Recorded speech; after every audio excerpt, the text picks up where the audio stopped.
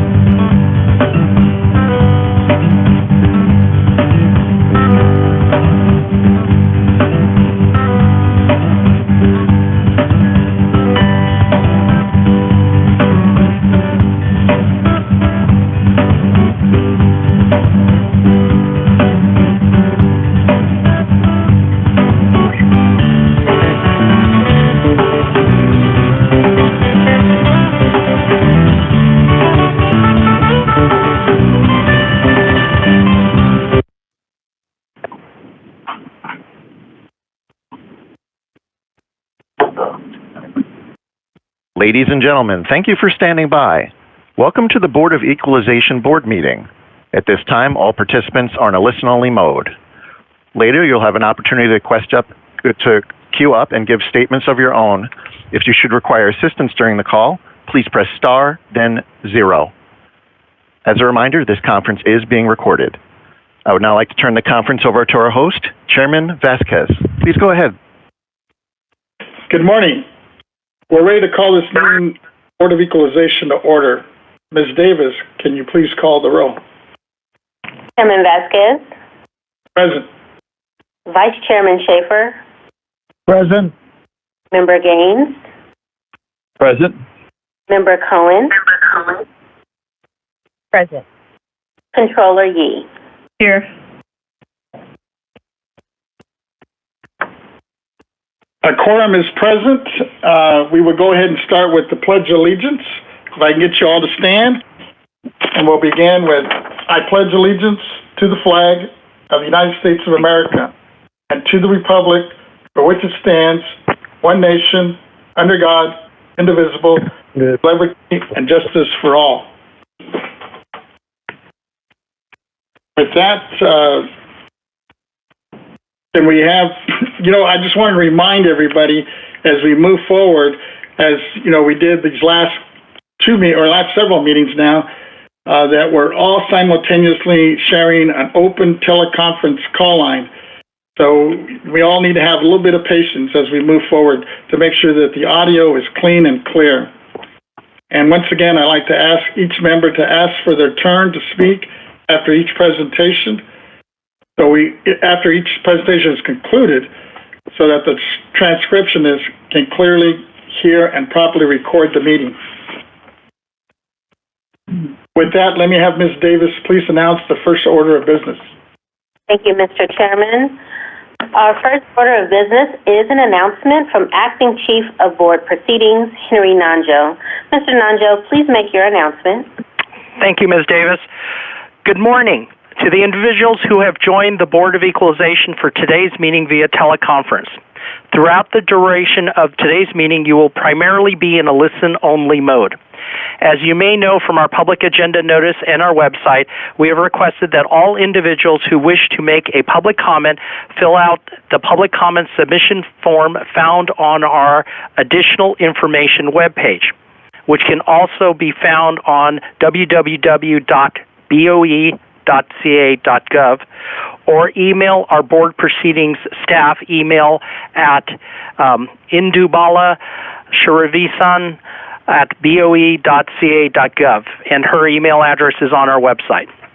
Note, when you are filling out the public comment submission form or emailing BOE staff to make a public comment, we have requested your name and phone number to more easily identify your telephone line so the operator can unmute it at the appropriate time for public comment.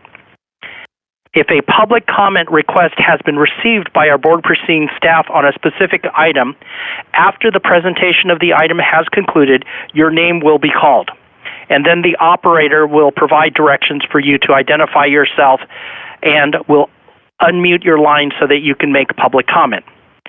We ask that the person whose name is called give the public comment at that time and limit their comment to 3 minutes.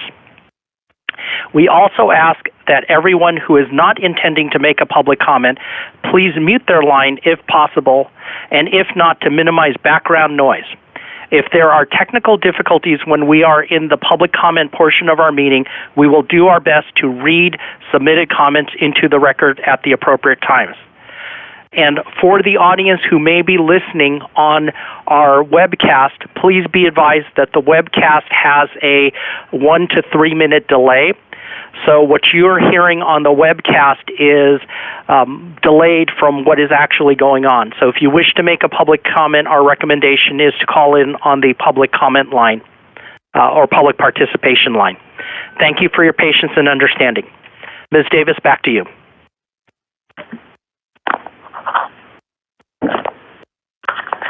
Thank you, Mr. Nanjo. Mr. Chairman, would you like for me to call the first item? Please. Our first item is state-assessed properties value setting. The board will set unitary values of state-assessed properties annually pursuant to constitutional and statutory laws. These items do not require contribution disclosure forms as long as the individual assessees are not discussed.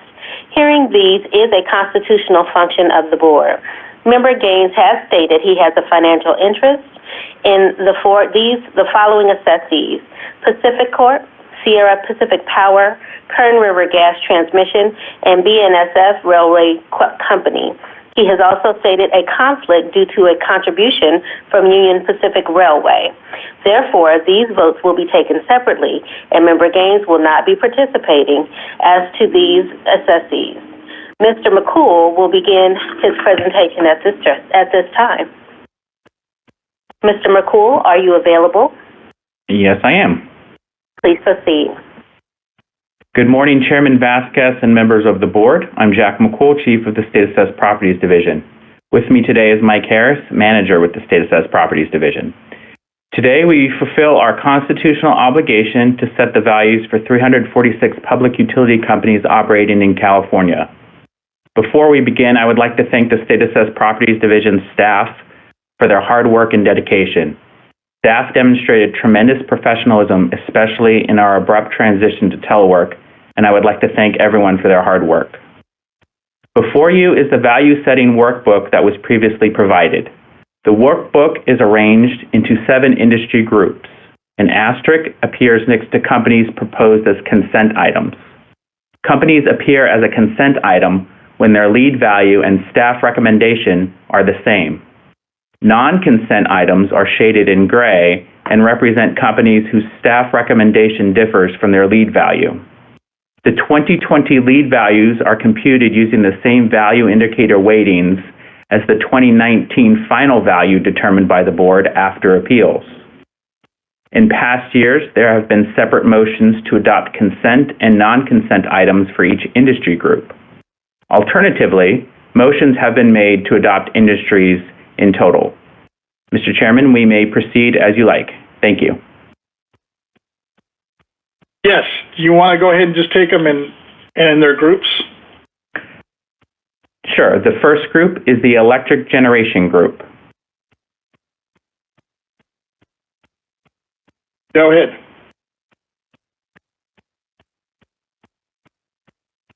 Would you like to take the electric generation industry as one total group?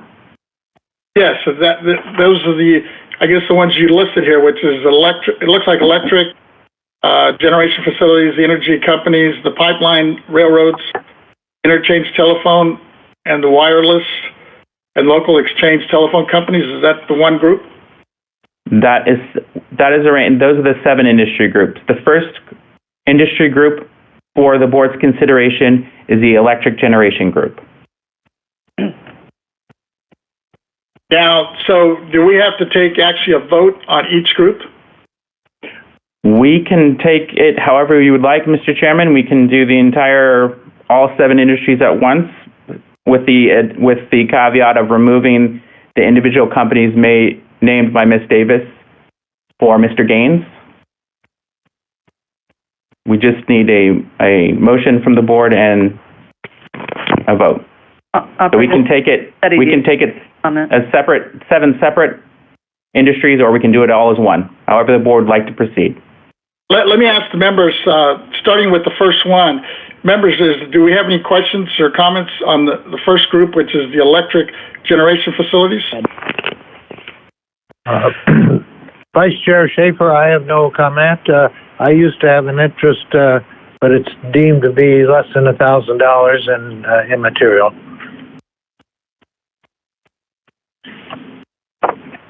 Members, what's your wish? Do you want to take them separately, or do you want to take them as a group, all 7? Mr. Chairman, this is Controller Yee. I would suggest that we take them by the discrete industry group. So on industry group number 1 for electric generation facilities, I'm prepared to move the staff recommendation. I second that. I'm sorry, is there a second? Yes. Vice Chair Schaefer. Is there a second? Yes, Vice Chair Schaefer. Hearing no comments or other questions, can we have a roll call vote? Chairman Vasquez, Yes. Vice Chairman Schaefer, Yes. Member Gaines, Yes. Member Cohen, Aye. Controller Yee. Aye. So that's unanimous of those present. You want to move on to the number 2 now? It's the energy companies. The Are there second any- industry group is the gas and electric industry.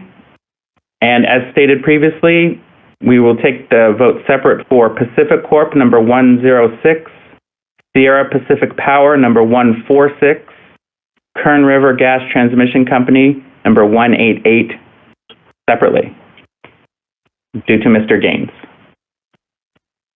Yes. Members, are there any questions about those that we are going to take up first? No, but Controller Yee moves the staff recommendation for for all the other items not being pulled for separate votes. It's been moved. Is there a second? I will second it. Hearing no other comments or questions, can we get a roll call vote on those separate, with the exception of the ones that Mr. Gaines has a conflict with? Chairman Vasquez, Yes. Vice Chairman Schaefer, Yes. Member Gaines, Yes. Member Cohen, Aye. Controller Yee. Aye. So that's unanimous. Can we move on to the number 3 then, Mr. McCool? The third industry group is the pipeline industry. Members, do we have any questions about the pipeline industries? No question, Mr. Chairman. Controller Yee moves the adoption of the staff recommendation for this industry group. It's been moved. Is that a second by the Vice Chair? Yes. Hearing no other questions or comments, can we get a roll call vote on those? Chairman Vasquez, Yes. Vice Chairman Schaefer, Yes. Member Gaines, Yes. Member Cohen, Aye. Controller Yee. Aye. That's unanimous of those present. Can we move on to number 4?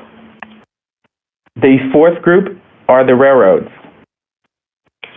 And this would be minus BNSF Railway Company number 804 and Union Pacific Railroad Company number 843 due to Mr. Gaines. Members, any questions? No questions, Mr. Chairman. Controller Yee moves the remainder of the item, minus items enumerated for separate vote, to approve the staff recommendation. It's been moved by the Controller. Vice Chair Schaefer, second. It's been second. Hearing no other comments, can we get a roll call vote? Chairman Vasquez, Yes. Vice Chairman Schaefer, Yes. Member Gaines, Yes. Member Cohen, Aye. Controller Yee. Aye. So that's unanimous. Can we go on to number 5, Mr. McCall? The fifth group is the Inter-Exchange Telephone Company group. Members, is there any questions about these? Mr. Chairman, this is Controller Yee. I have a question. Oh, yes. Go ahead. Thank you. I'm just curious, obviously with this particular industry group and the next 2, the wireless companies as well as the local exchange telephone companies, I guess my question to the staff is, are we going to ever reach a point of where having discrete industry groups doesn't make sense because of the rapid technological advances that are happening in these industries? I know in the past we've used different value indicators depending on just the ability of these companies to generate income, or but it just seems like with rapid technological changes that at some point I think all 3 of these industry groups will be kind of faced with kind of similar outlooks with respect to their future. So it's just a question about what the future of these three industry groups may look like from a valuation standpoint. That's a good point, and I think that it's possible in the future that may occur. As you mentioned, we currently have different value indicators for some of the companies within those specific industries. I think perhaps maybe the wireless and inter-exchange groups may make more sense to combine in the future. Maybe not so much the local telephone groups as those continue to decline in value. Right. It's possible, especially with our wireless industry, there's still some consolidation going on. We have a larger merger taking place that will be reflected in the 2021 lien date, and that industry has seen more acquisitions of one another. So it is possible that in the future we may blend the inter-exchange and the wireless industry. Not so sure about the local telephone industry. Okay. Thank you. Thank you. Any other questions, members? Hearing none, can I entertain a motion to approve these? Mr. Chairman, I'll move approval of the staff recommendation for Industry Group 5 for the inter-exchange telephone companies. It's been moved by the Controller. No second. Second by the Vice Chair. Hearing no other question. Oh, I'm sorry, is there another question? No? All right, can we get a roll call vote on this? Chairman Vasquez? Yes. Vice Chairman Schaefer? Aye. Member Gaines? Yes. Member Cohen? Aye. Controller Yee? Aye. Okay, that's unanimous. Can we go on to group number 6? The sixth group is the wireless telephone industry. Members, do we have any questions about the wireless telephone companies?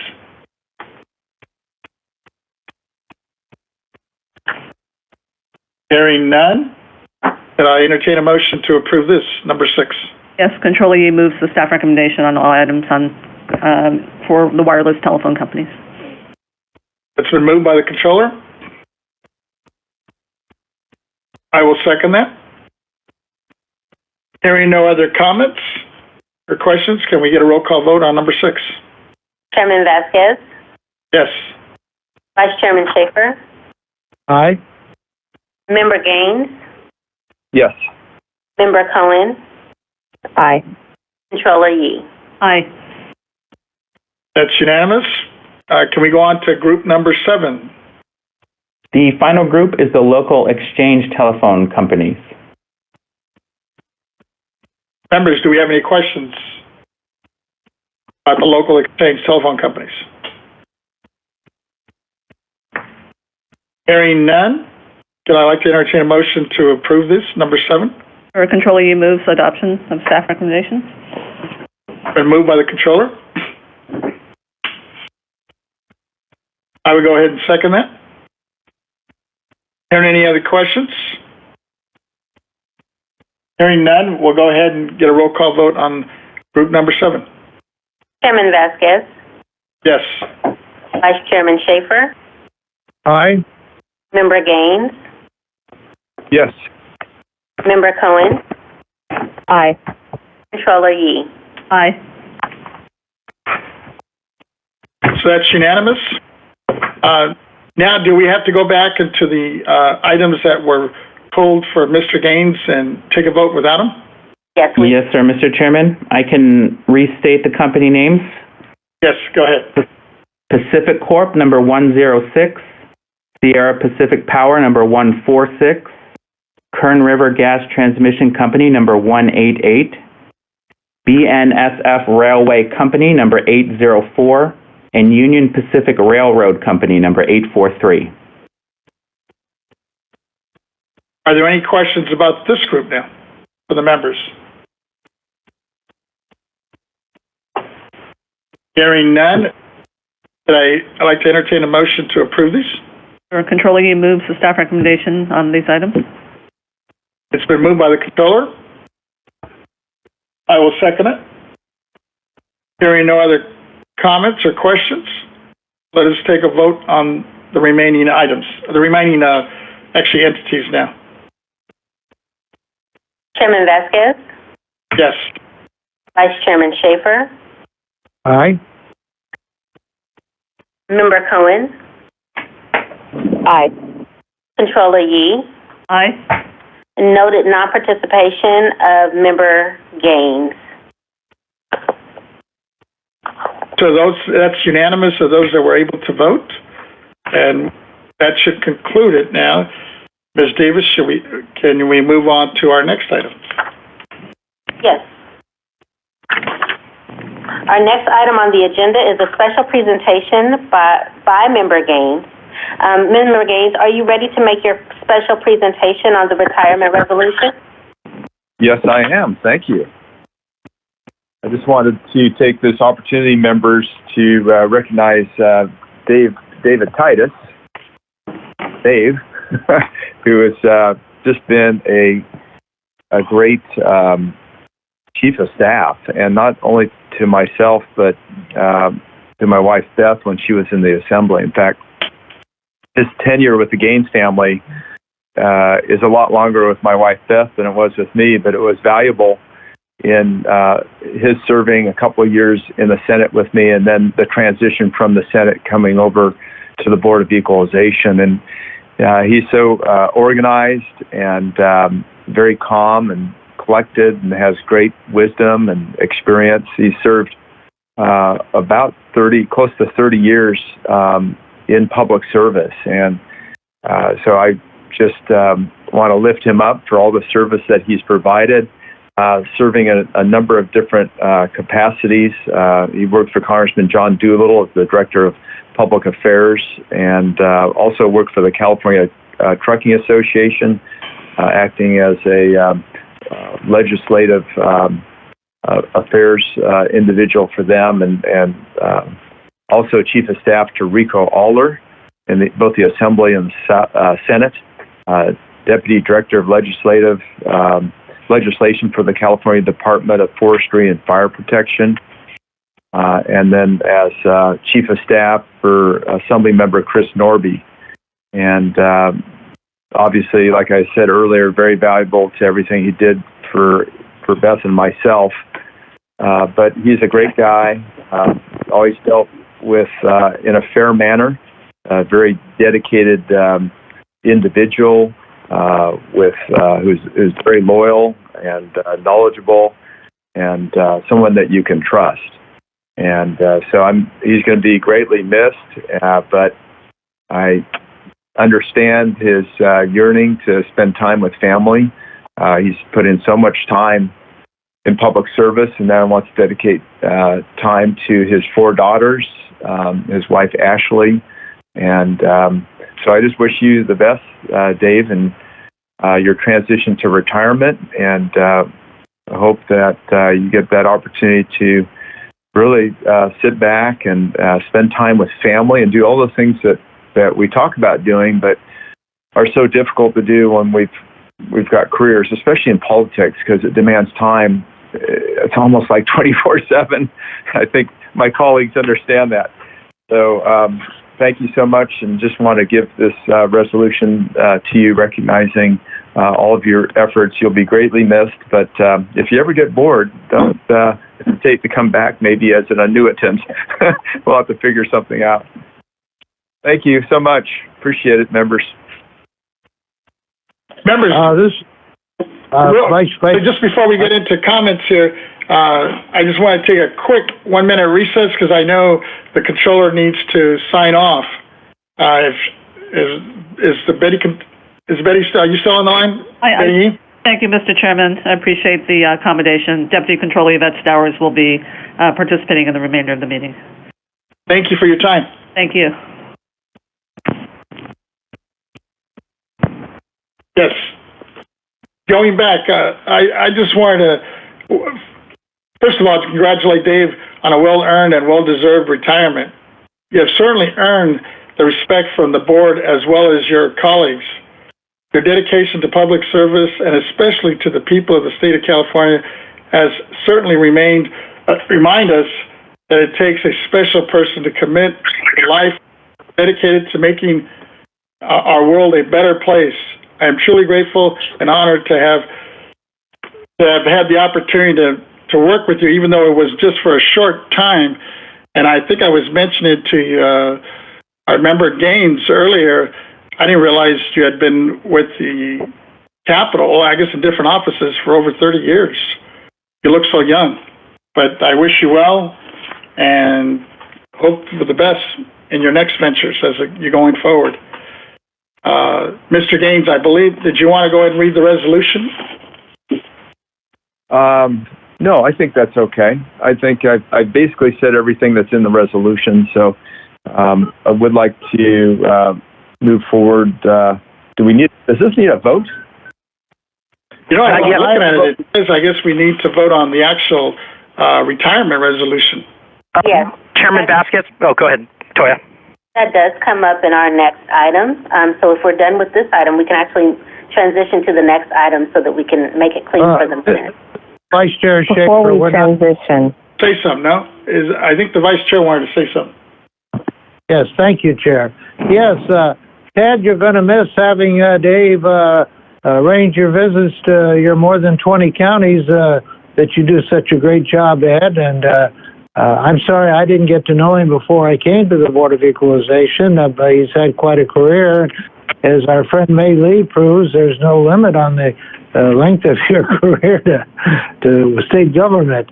But I know that we are what we are because of our chiefs and what they do for us. And so this is a big time in the Gaines administration, and I applaud the success you've had and what you will have going forward. Thank you. Any other members want to weigh in? Yes. Hi, Mr. Chair. It's Malia. I just wanted to echo the comments that you've made and that Senator Gaines has made. Dave Titus has actually been a tremendous resource even to my staff. So on behalf of my staff, Mr. Titus, if you're listening, I just want you to know how much you made our transition as new members and new chair on the board last year very a smooth transition, and we're grateful for your service for the state of California. Thank you. Thank you. Mr. Gaines, is there any other comments, or do you want to close it out? Well, Dave is sitting here right next to me, and so he doesn't want to comment, but he's very appreciative of the comments that have been made. So, if you'd like to move forward with a vote, we certainly could. It's not required, but I would like to put it to a vote, if that'd be okay with my colleagues. Sure. I would move that we grant the... Excuse me?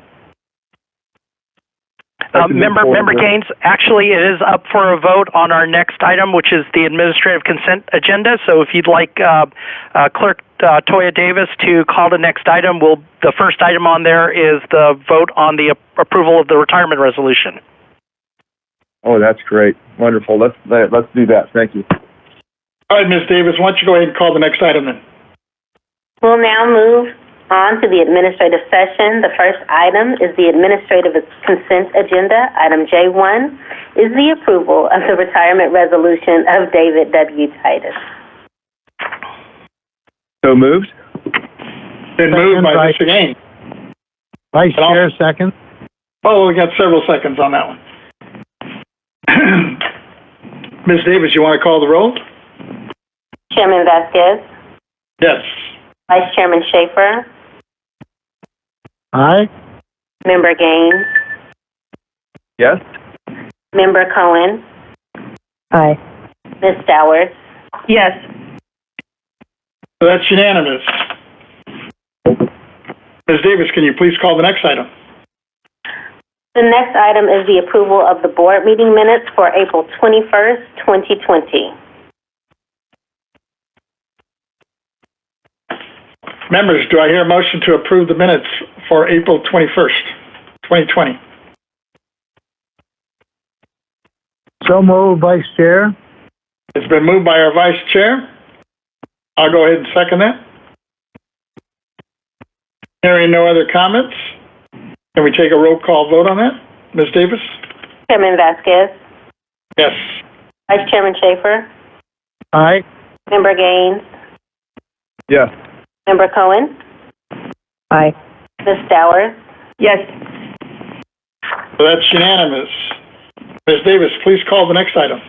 Our next item is the adoption of property tax forms. Ms. Patty Lumsden from the County Assessed Properties Division is on the line to address any questions that may arise. We do have one public speaker that has indicated they would like to make a comment. That is the Honorable Don H. Gakel, President of the California Assessors Association and Stanislaus County Assessor.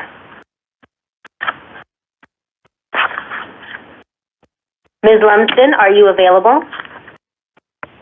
Yes, I am. Members, do we have any questions?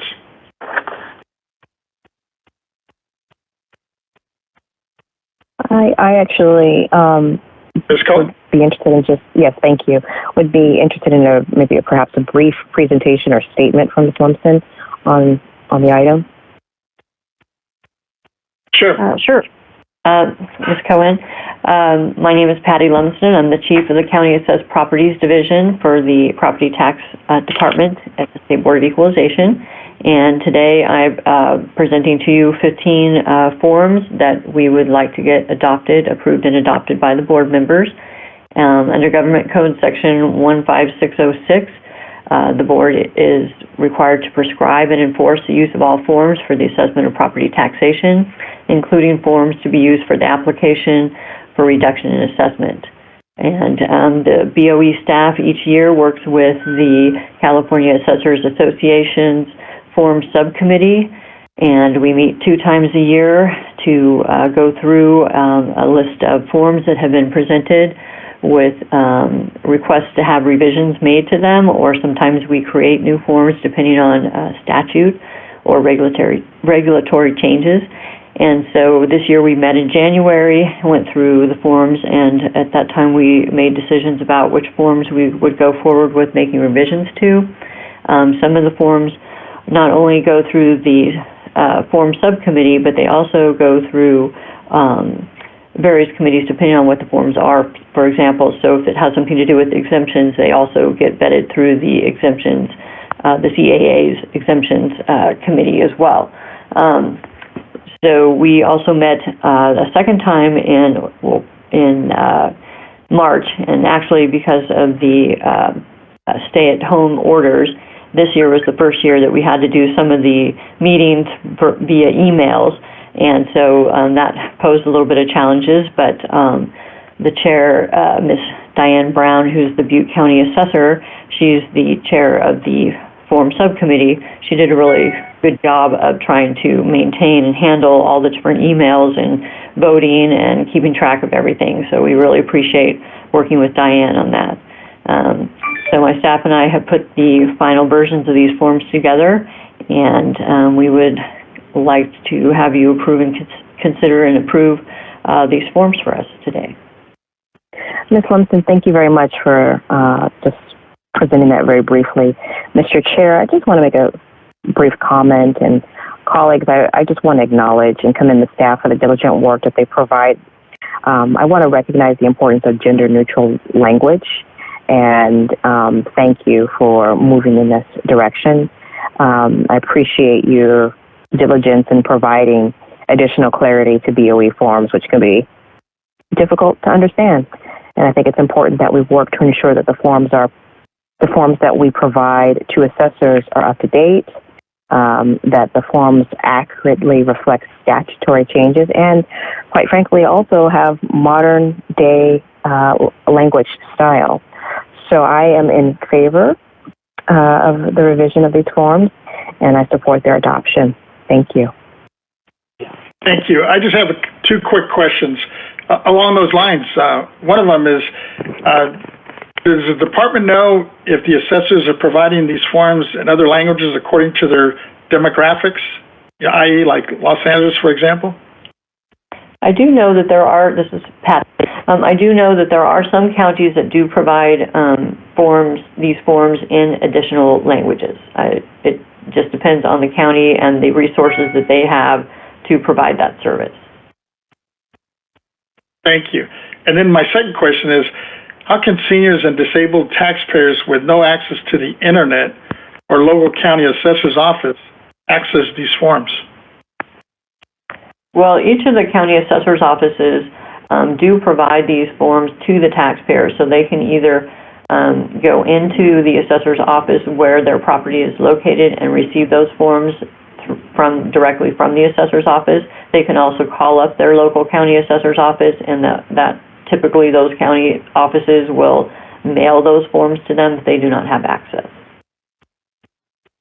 Oh, so they can get it mailed to them just by calling in? Yes, typically, yes. Thank you. Any other questions from any of the members? Hearing none, I'd like to entertain a motion to approve the revised property tax forms. Mr. Seconded Chairman. by Member Cohen. It's been moved by Ms. Cohen. Ms. Davis, did you have something to say? I just wanted to let you know that there was one public speaker. Oh, I'm sorry. I'm sorry. Is Don available? Yes, I'm here. Thank you, Chair Vasquez.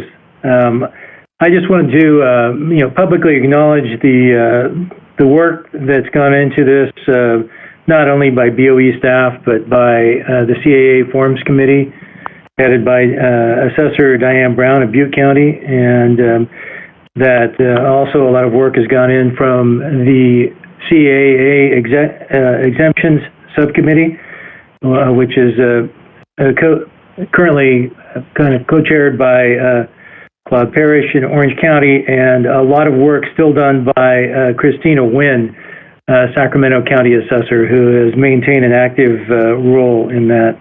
And I think they all did a great job considering the COVID-19 restrictions and finishing a lot of the work remotely and meeting remotely, and they are to be commended, along with BOE staff, for getting this done. Thank you. Thank you. And Mr. also Chairman, give we us. also have Member Schaefer, Vice Chairman Schaefer, who wanted to make a comment on Form 265. Sure. Vice Chair Schaefer.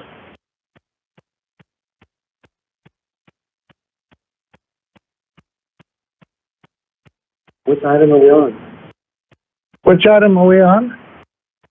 This is actually on the forms. We're just dealing with J3, the adoption of property tax forms.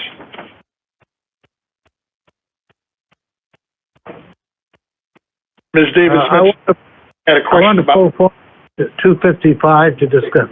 265 to discuss separately. Oh, you want to do it separately?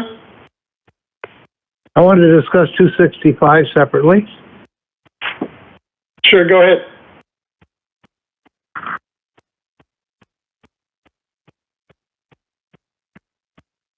Mr. Parrish is on the line. Is Mr. Parrish on the line? He's going to speak today. The assessor of Orange County is with us, I think.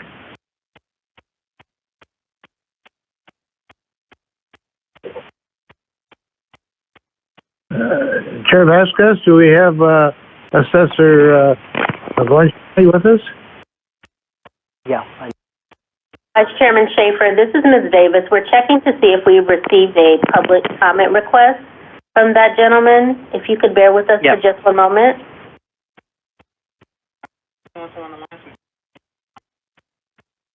Yeah.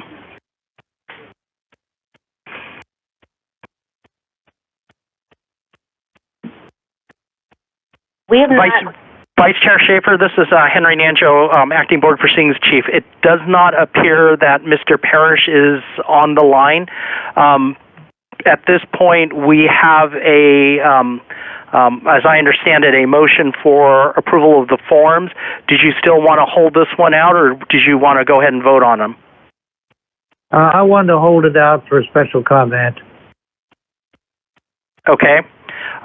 Then at that point, Chairman Vasquez, I would recommend taking a vote on all the forms with the exception of 265, and then we can revisit that as a separate item.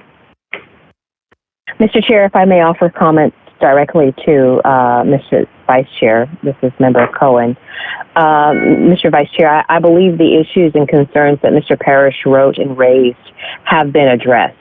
Therefore, that's why he's not on the call.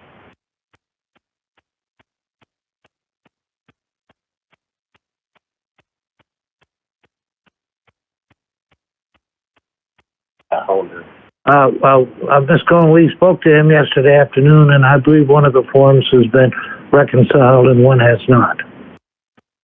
Oh, okay. Thank you for the clarification.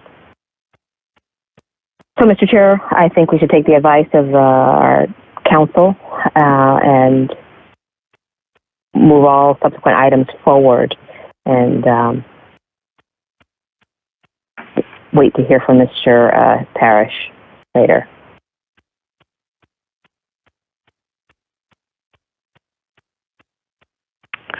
Second.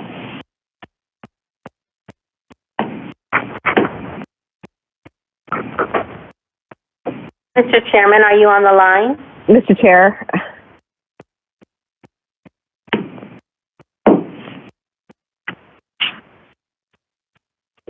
Okay, perhaps the Vice Chair can step in since the Chair is not available. Yes, what is required next? Mr. Vice Chairman, there is a motion on the floor to accept all forms with the exception of BOE 265. Is there a second to that motion? I second the motion. Yvette Stowers. That's moved. That's second. Would you please call the roll? Chairman Vasquez. Chairman Schaefer. Aye. Member Gaines. Yes. Member Cohen. Aye. Ms. Stowers. Yes. The motion passes. So, members, this is Chairman Vasquez, Vice Chair Schaefer, and members, this is Henry Nanjo again. I would recommend that we go ahead and hold just Form 265 to the conclusion of the K items. Ms. Davis, if you could make a note to call it at the conclusion of the K items, that would give Assessor Parrish an opportunity to call in if he wishes to make comment at that time. Would that be acceptable to you, Vice Chair Schaefer? Yes, that would be acceptable. Thank you.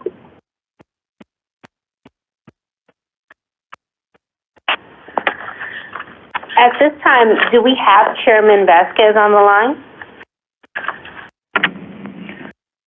Good morning, members. The chairman's had just a technical difficulty with his phone. He's now dialing back in. Please hold.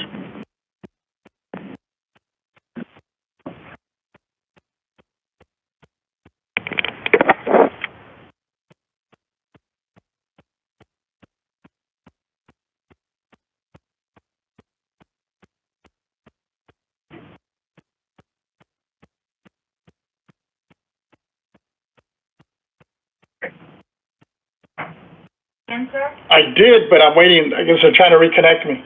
Oh, you're on. You're on. Chairman Vasquez, you're back on the conference. Okay. Hello. Sorry about that, folks. Somehow I got muted. I had to dial back in. Ms. Davis, so where are we at? Okay. Just one moment, sir.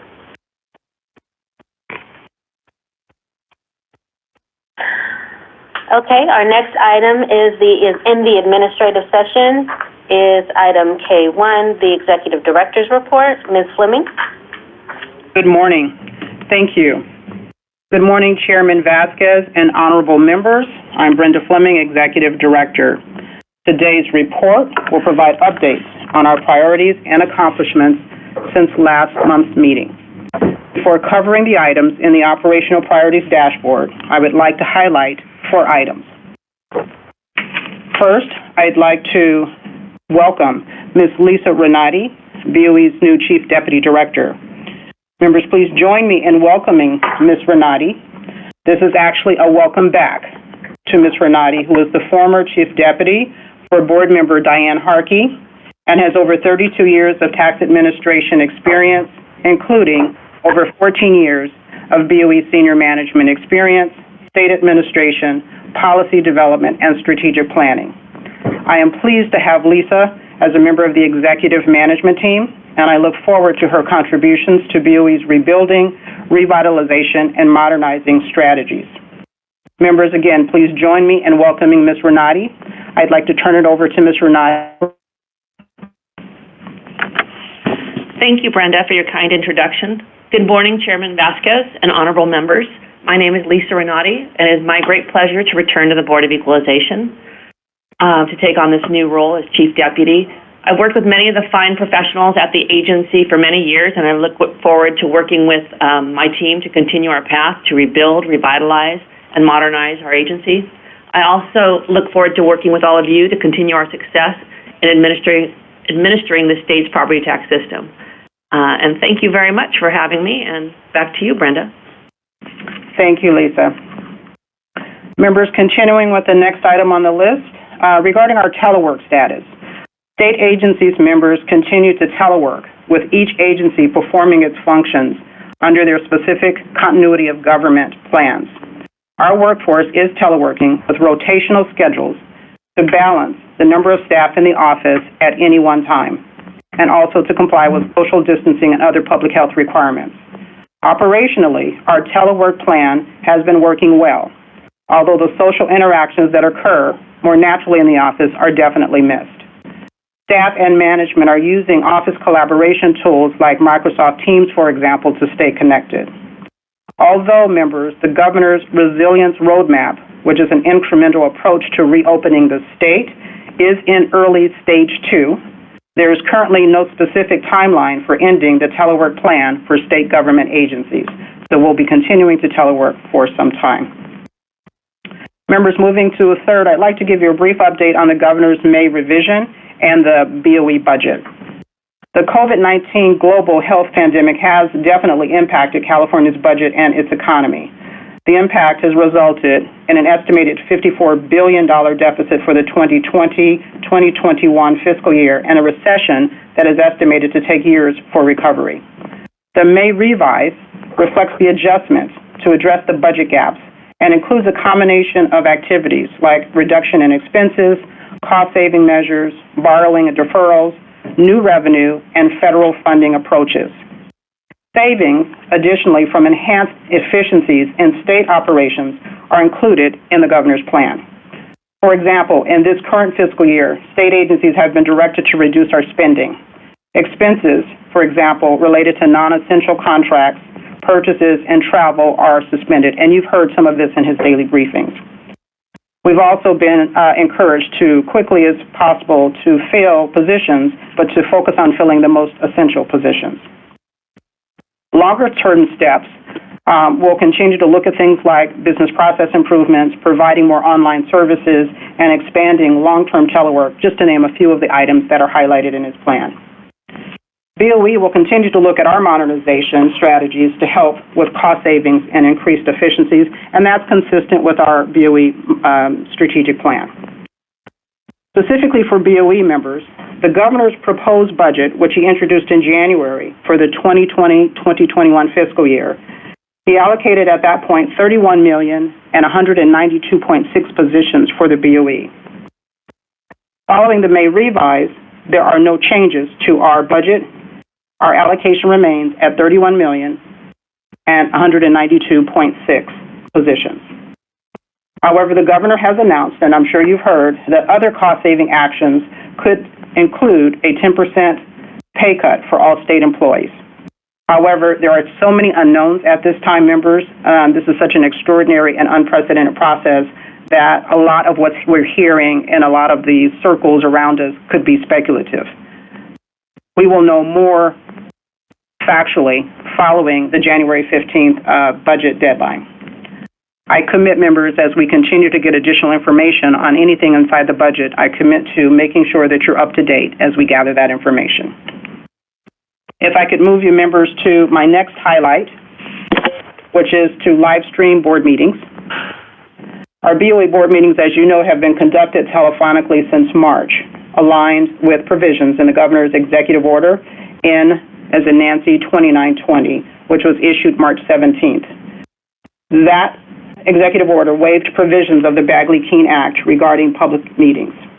The telephonic approach has successfully enabled the board's meetings to be held with public participation, and it included a live audio stream that's available on our website. In the near future, though, for near term, I'm hoping by the perhaps July-August timeframe, we plan to resume using our live video streaming. We may or may not be in the 450 N Street boardroom, but taking advantage of systems like Zoom, WebEx, Microsoft Teams, and staff are assessing options and possible solutions, those that would be a best fit for the BOE and the most cost-effective. Members, if I can proceed to the operational priorities dashboard. The dashboard, again, is designed to give you some visibility into some of the priorities that staff are working on. As stated before, our work on items related to COVID-19 has shifted some of our priorities.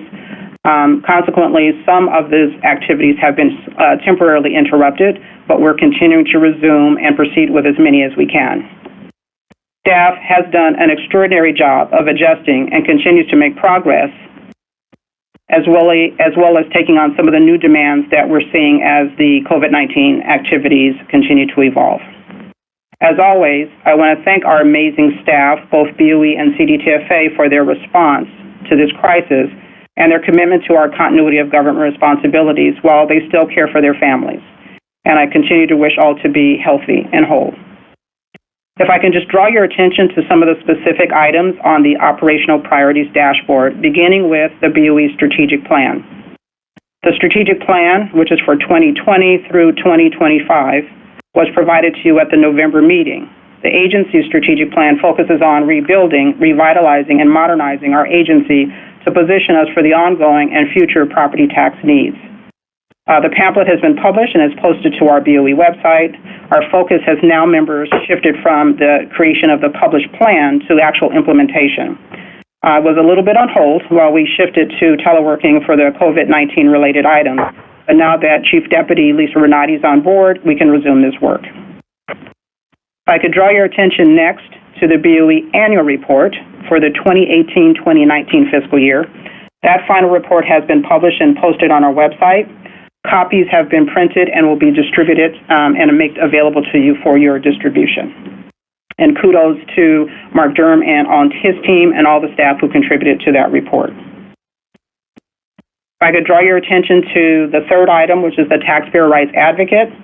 The annual Taxpayers Bill of Rights hearing is proposed for the August 2020 board meeting. The Taxpayer Rights Advocate is responding to taxpayer calls and inquiries. They are being tracked and reviewed to help determine what additional information can be provided. Ms. Thompson is going to join us this morning and present some updates on activities and actions taken since the August 2019 meeting. We will begin to provide more visibility into the types of trends and activities that are occurring from some of the taxpayer calls and activities to ensure members that you are kept informed.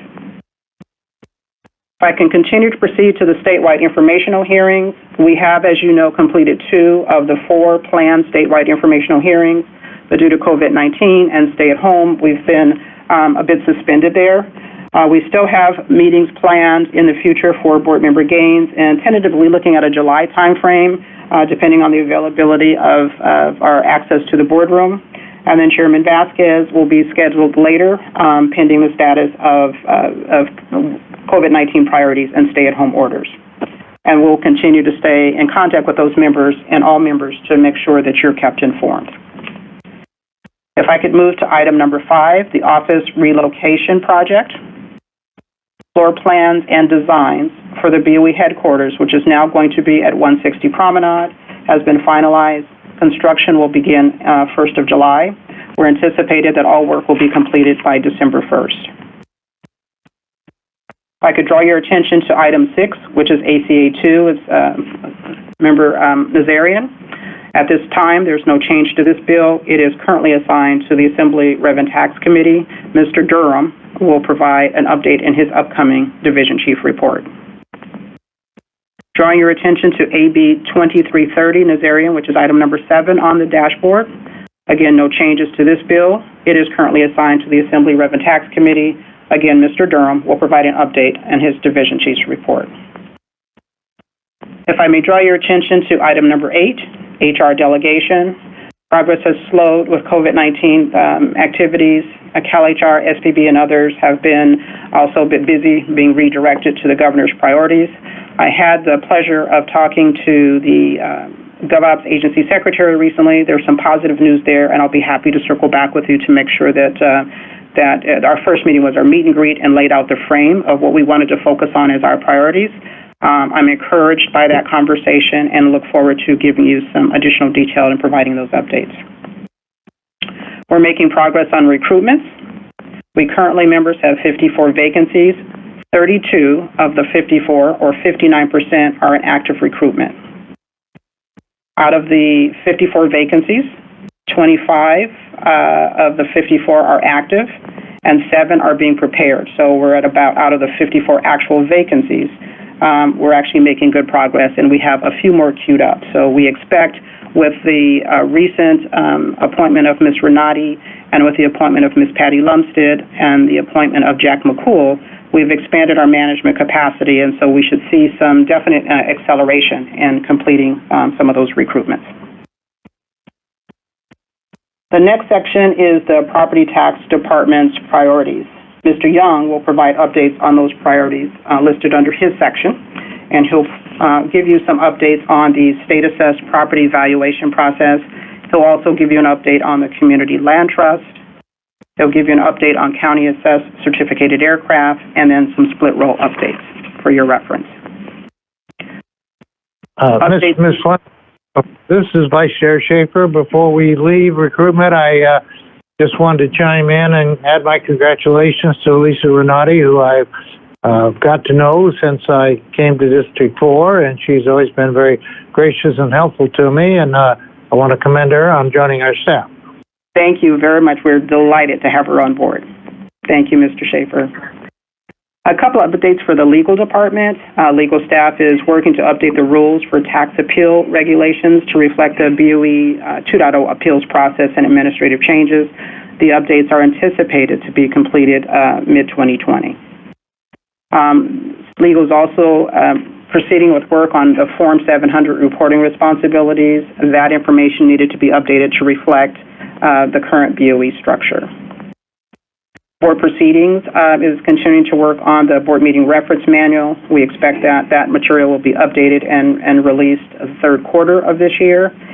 They're also working on publications and forms related to appeals to reflect statutory changes. And then good work in progress is being made there.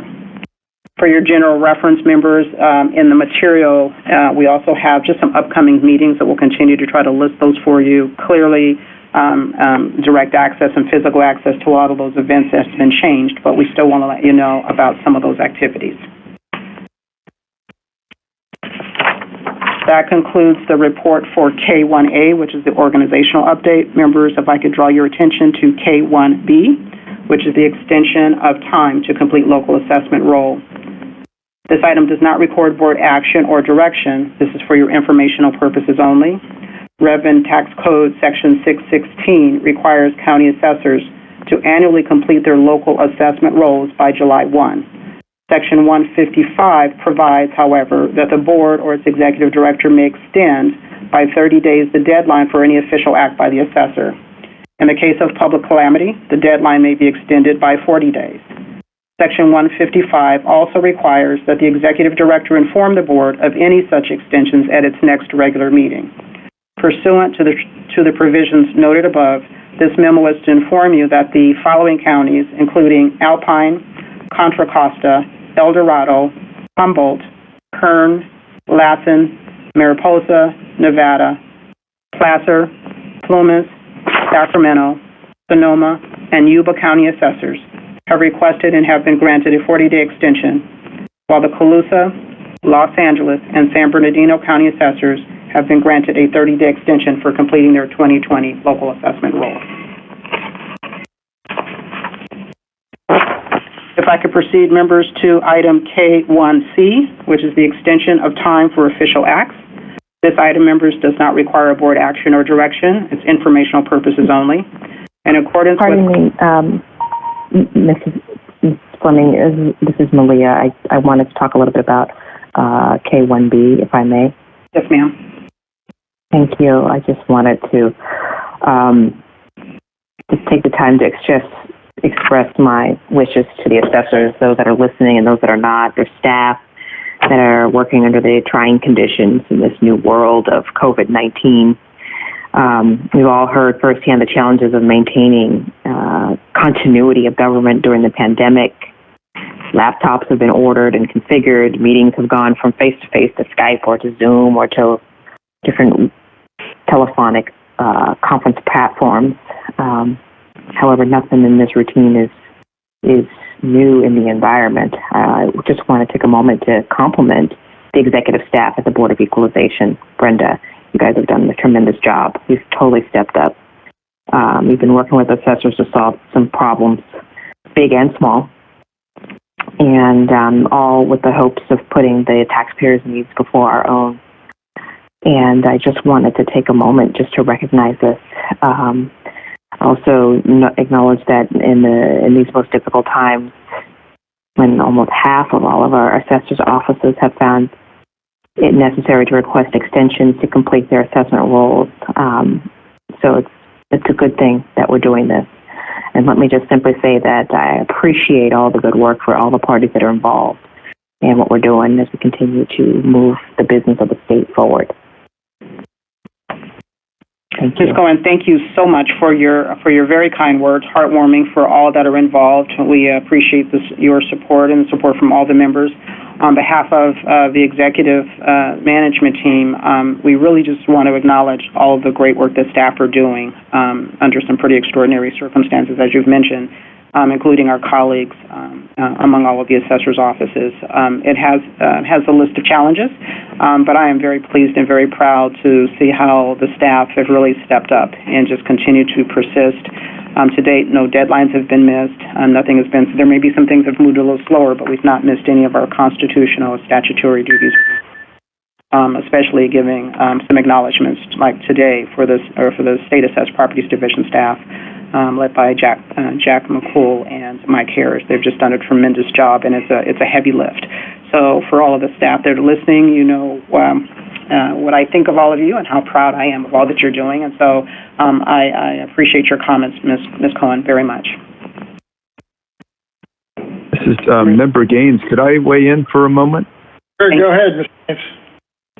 Yeah, thank you. Appreciate the comments of my colleagues, and I wanted to recognize Brenda too, because the amount of progress that's being made. I always look for opportunities to measure, and when I see that we have 32 individuals in active recruitment, that is great news. And I want to welcome Lisa Renati, too, as the Chief Deputy Director.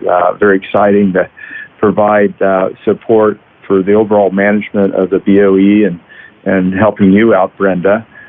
So thank you for what you're doing overall in terms of the management of the BOE and making sure that we're operating as best we can, knowing that we have individuals working remotely, and then that is also true with the assessors. When how do you operate when people aren't in the same physical location? And then, of course, our constituents. We each represent close to 10 million constituents, and doing everything that we can to understand the nature of what is happening in our economy, that people are hurting, that people are struggling. Maybe a spouse has lost their job, or maybe both spouses have lost their job, and they're trying to make ends meet with their families and be successful. So this is a very different and unique time that we're struggling through, and I'm just happy with the way that you're responding to it, Brenda. Keep up the good work. Thank you. Thank you, Mr. Gaines.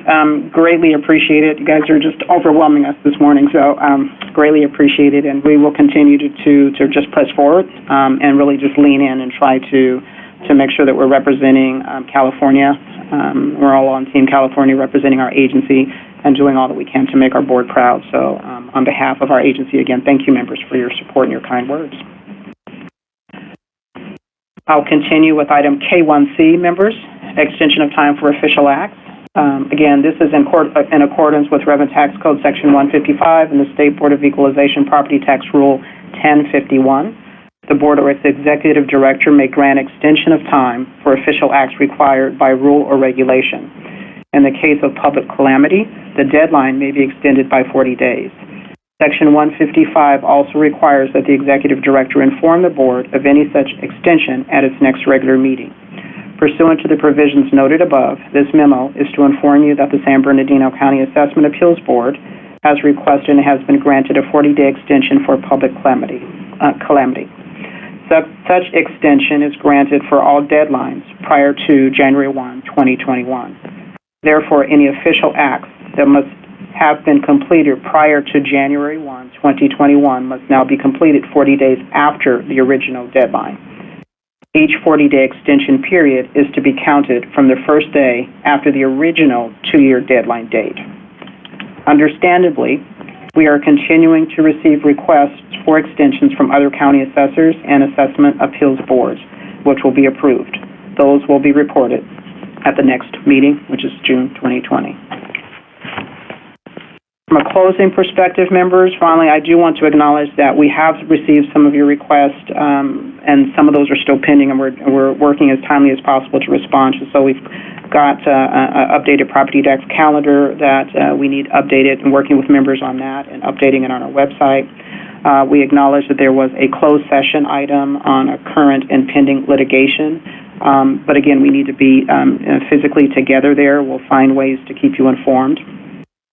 And then just in general updates to the litigation roster on the BOE website, and that work is in progress. So we do have some other items that are on our list that are, while they are not necessarily listed on the list of priorities, they still are priorities on our personal activities.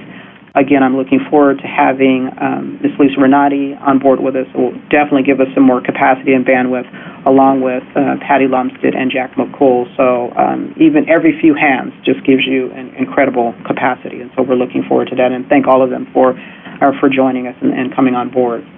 Members, at this point, that concludes this month's report. I'll defer now, if I may, to Mr. Young, who will take up K3 and cover those other items. Toya, back to you. Thank you. Thank you, Madam ED. Mr. Chairman, we do have a public comment on the next item, too. Would you like for me to announce it? Yes, that's for K3A? Yes, sir. Sure, go ahead. Our next item is K3A, Property Tax Director's Report, Operational Updates. Mr. David Young will be presenting this item. We do have a public comment from Charles Leinhardt, Plumas County Assessor. Mr. Young, are you available to begin your presentation? I am. Thank you very much. Thank you. Good morning, Chairman Vasquez and honorable members of the board. My name is David Young. I'm the Deputy Director of the Property Tax Department. And today I will have a couple items to update you on the operations of the Property Tax Department. First, as Ms. Brenda Fleming has already mentioned, the board has transitioned to telework. From the Property Tax Department point of view, we went from approximately 10% of our staff working remotely to about 90% of our staff, and that all happened basically within 2 weeks. It was quite a scramble, but we were able to make things work. Thank you again to CDTFA for all their hard work and contributions in order to make that happen. So most of the staff now are actually working at home. Our offices, though, remain open. We do have certain folks that, one, either cannot telework or some of their duties actually require a physical presence in there. Some of them, activities like answering certain phones and receiving and processing mail, that still needs to happen. So at any one time, there's probably about a dozen or 15 folks in the office. Other units have folks that do rotate in. They either come in to pick up work or to drop off work, and we've worked out a pretty good system where we basically space people out, both physically and in time, so not everybody shows up at the same time. So that is going well. The next update I have for you concerns the State Assessed Properties Division. As you already have noted, you guys adopted the value indicators for the State Assessed Properties. So I wanted to also take this opportunity to commend staff and recognize all their hard work and diligence in putting that together, especially in these trying times. What's next for State Assessed Properties is they will now, after the values have been adopted, they will be sending out notices of unitary values and copies of the data appraisal report to state assessees. For the July board meeting, State Assessed Properties Division will bring two things before the board for your actual adoption. It's the board roll of state assessed properties and the private railroad car tax roll. So that will be upcoming not in June, but the following July. Next, I have an update on the Community Land Trust project. The interested parties process is still ongoing on that one. In LTA 2020/008, the assessment and exemption of community land trust housing was released in February of this year. We received comments from interested parties and are now currently working on reconciling those comments. Most of them we have already worked through. There is one remaining issue, and we are actively engaged in trying to find a resolution to that issue. Staff is anticipating resolution hopefully in the next month or two, and we will then bring it forward to the board, the guidance on the assessment of housing built on community land trust for board action and approval in the near future.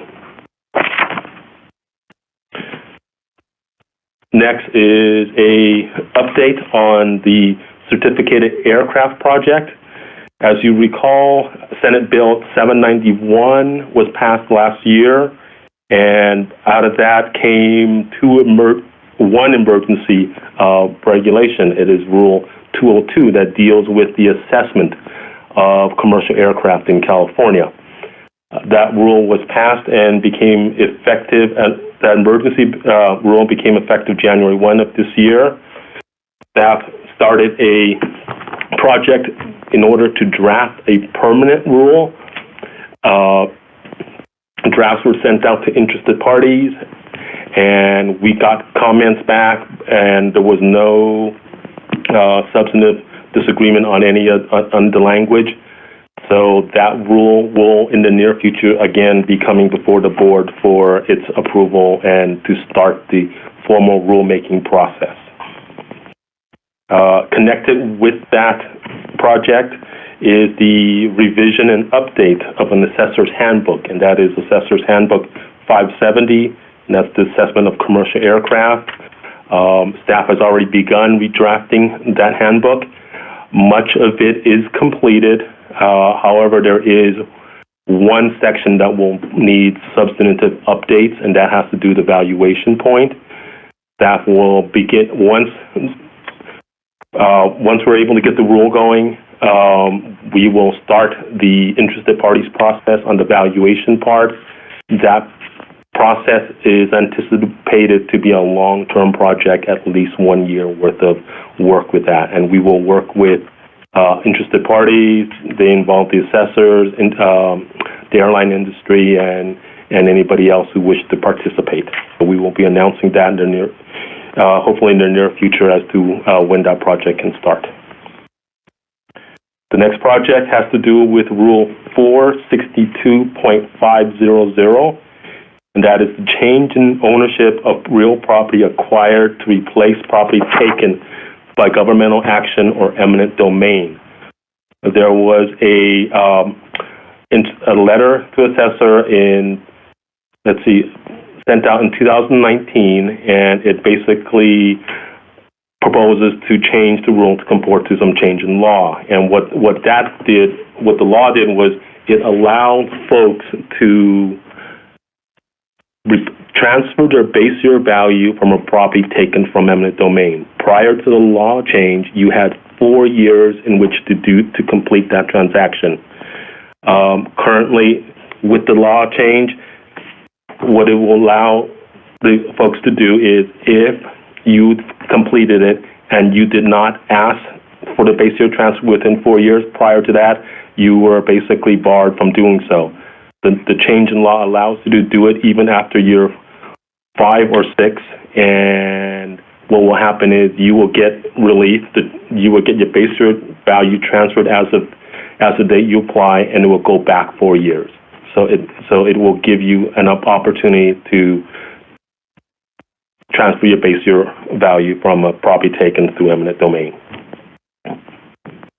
There are no outstanding issues connected with that project. I think everything has been gone through the IP process, and we will be bringing that for the board for action and approval also in the near future. As part of our reoccurring management report, I also have a update for you on our assessment practices survey program. Due to the coronavirus, we've suspended field work in Lassen County, which we will reschedule in the near future. We are also exploring different options with actually right now actively with Stanislaus and Alameda County on how to obtain our data in order to do our surveys and our sampling program. Right now, going into an assessor's office may be a little difficult, so we are looking at alternatives, either access to the assessor's computer systems, how to perhaps load information onto our portal so we can retrieve. We're looking at all types of options in which we can get this type of data. We are very cognizant of not trying to put a whole lot of extra work on the assessors, especially now since they're in the midst of completing their role and turning it over. So we're working collaboratively with the assessors, and hopefully we can find some viable options in which we can get some of the data, at least until the restrictions, the stay-at-home orders and directives have abated a little bit. Next, I have a update on the split roll initiative. Staff is continuing to analyze the split roll initiative. We are currently working on an actual implementation plan. So that is in the works. We are having continuing discussions with the representative of the California Assessors Association, and we continue to monitor the ballot as it moves towards its November 2020 deadline. The last area I wanted to cover and give you an update on is the LTAs.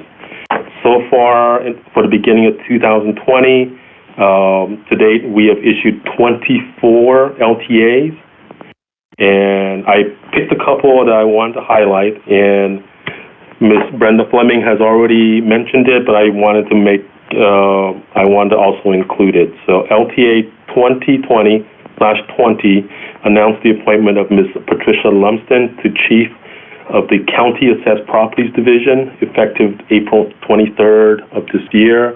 Ms. Lumsden has many years of property tax experience, both with the board and in the county assessor's offices. It is an internal promotion, so I am very, very happy to have her in her new role.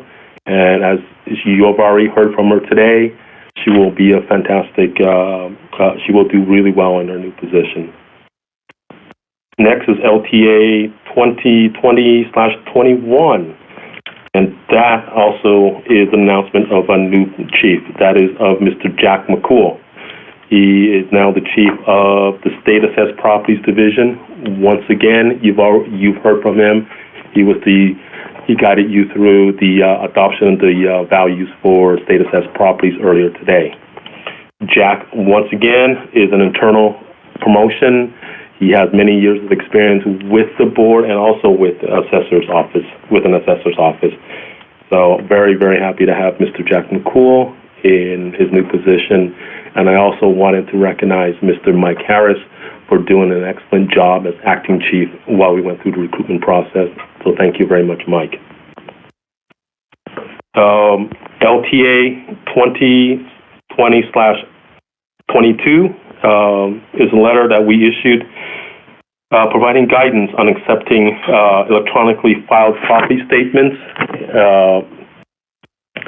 Since the release of that LTA, the board has, I believe, 16 counties that have applied and received authorization through the board to accept business property statements electronically. So that went out, I believe, in May 4th of this year.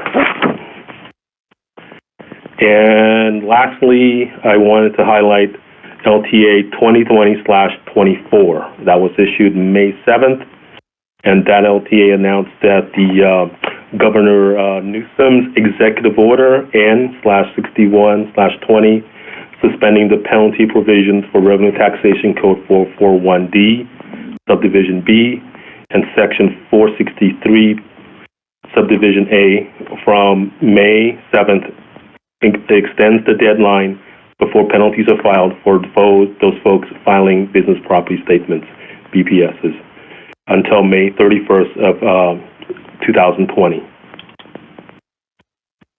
And this extension applies to all county assessors in the state of California. This concludes my presentation. I'm available for any questions you may have. Members, do we have any questions of David? Mr. Chairman, this is Yvette Stowers. I have a question. Yes, go ahead, Ms. Stowers. Thank you. I have a question regarding the property tax rule 462.500. Yes, Yvette. I believe you said that they can go back 4 years. Will they be entitled to a refund? Yes, they will be entitled to a refund for 4 years. What it will do is, if you complete your transaction in 4 years, but you didn't file within that time, then you're barred from getting it. This one, with the new rule change and the new statutory change, if you complete it and you forgot to file it, let's say in year 6, you can actually apply. So you get it from 6 on, but you'll be able to go back 4 years. So you'll be barred from getting years 1 and 2, but you will be getting years 3, 4, 5, and 6. So you will be getting a refund for those 4 years. That's helpful. Great. Thank you. I appreciate that. Of course. Members, any other questions?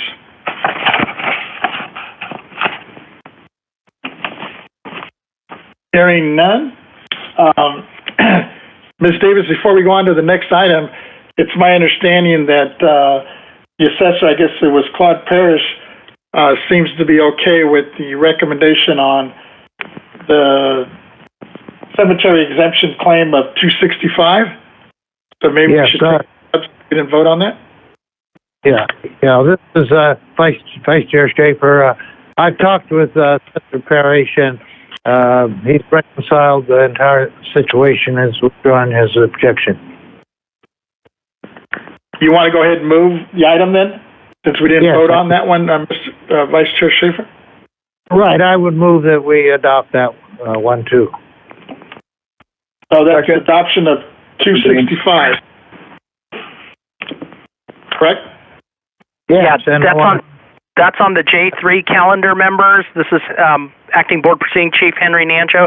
That is on J3, and it's BOE Form 265. Right.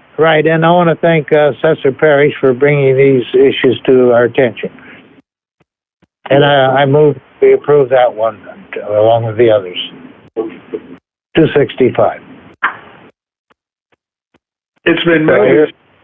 And I hear a second from Mr. Gaines. Is that pretty clear to the staff?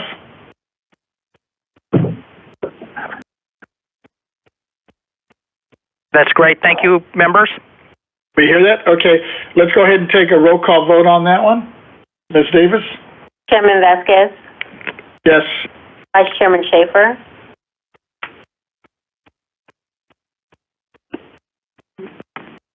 Vice Chairman Schaefer,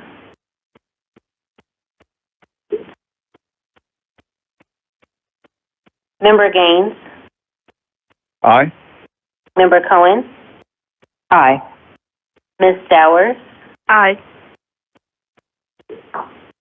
Vice Chairman Schaefer. You may be on mute. You might have fell off like I did earlier.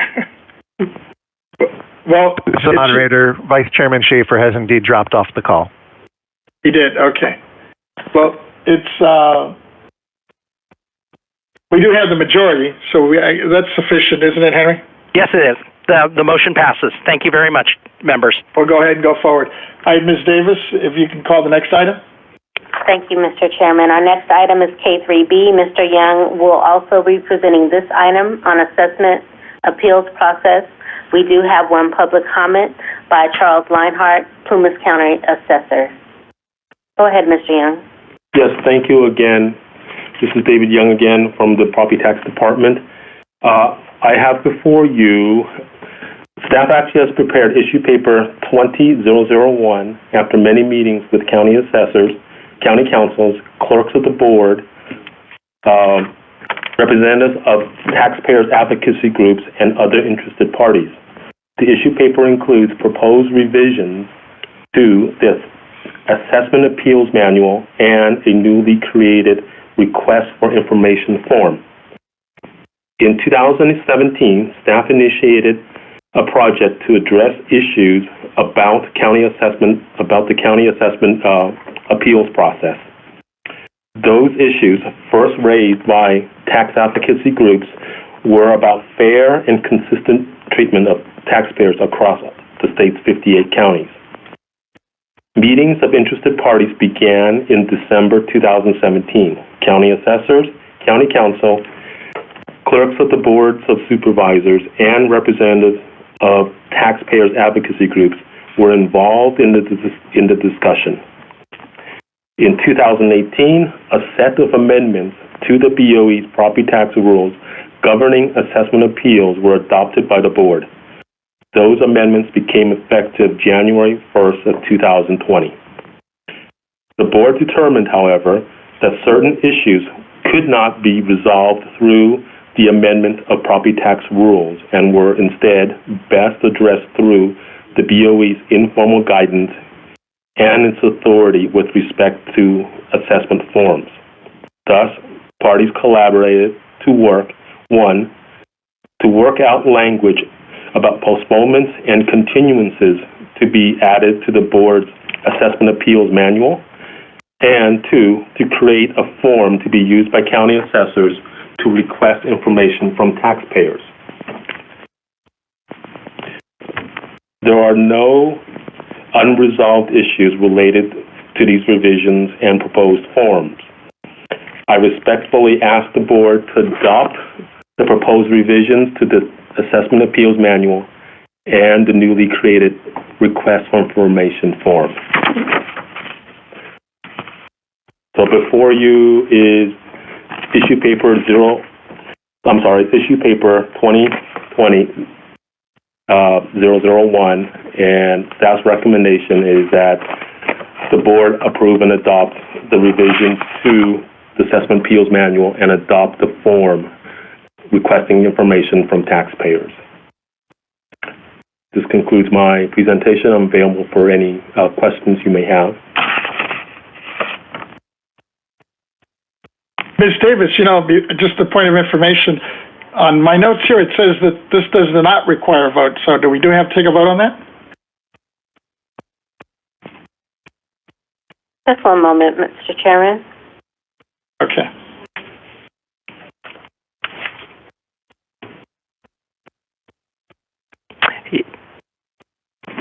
Chairman Vasquez, this is Henry Nancho.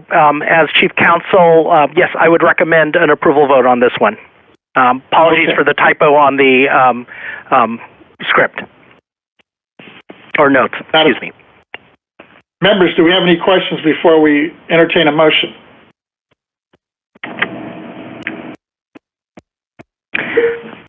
Chairman Vasquez? Chairman Vasquez, I don't know. I don't know if he wanted to make a comment or not, but Charles Leonard, assessor of Plumas County, submitted a form. He has a written comment that I can read, but I wanted to give him the opportunity if he wanted to make verbal comments to make comment. Assessor Leonard, are you on the line right now?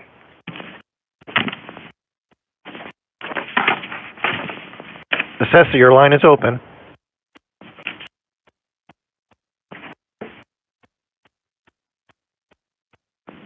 Okay, not hearing from Assessor Leonard. May I go ahead and read his comment? Chairman Vasquez, is that okay with you? Sure, but before you do that real quick, can we double check with our folks from AT&T? I understand the Vice Chair Schaefer is trying to get back on. He got dropped. Okay, we'll hold on for that. Moderator, can you check to see if we can get Vice Chair Schaefer back on the line? Yeah, I don't show that he's on the line, nor do I show a line dialing in at this time. I understand he's trying to get in.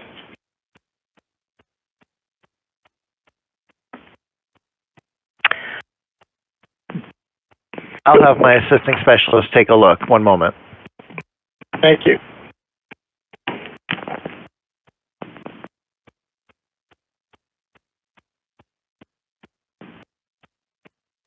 Actually, my understanding, I think they have him on hold.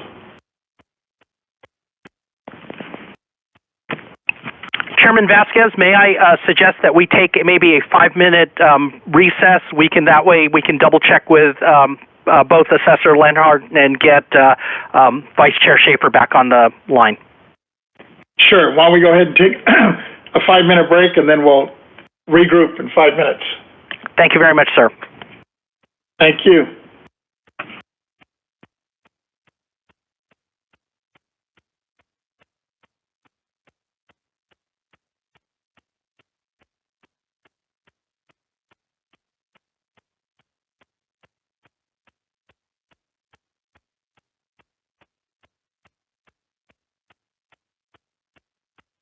Vice Chair Schaefer, you're back in the main conference. They've opted to take a 5-minute recess. Thank you.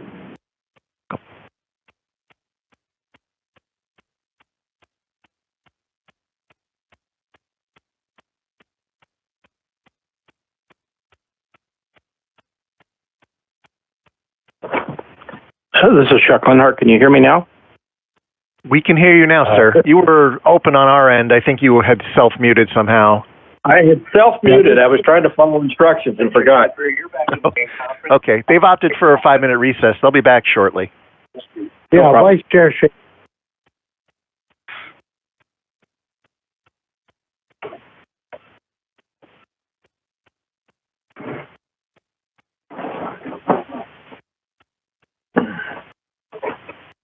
This is Chuck Lenhart. Can you hear me now? We can hear you now, sir. You were open on our end. I think you had self-muted somehow. I had self-muted. I was trying to follow instructions and forgot. Okay. They've opted for a 5-minute recess. They'll be back shortly. Yeah, Vice Chair Schaefer. 5 minutes usually means 10 minutes. Members, just a reminder, your mics are on. Thank you. Can you hear me now? We can hear you now, sir. You were open on.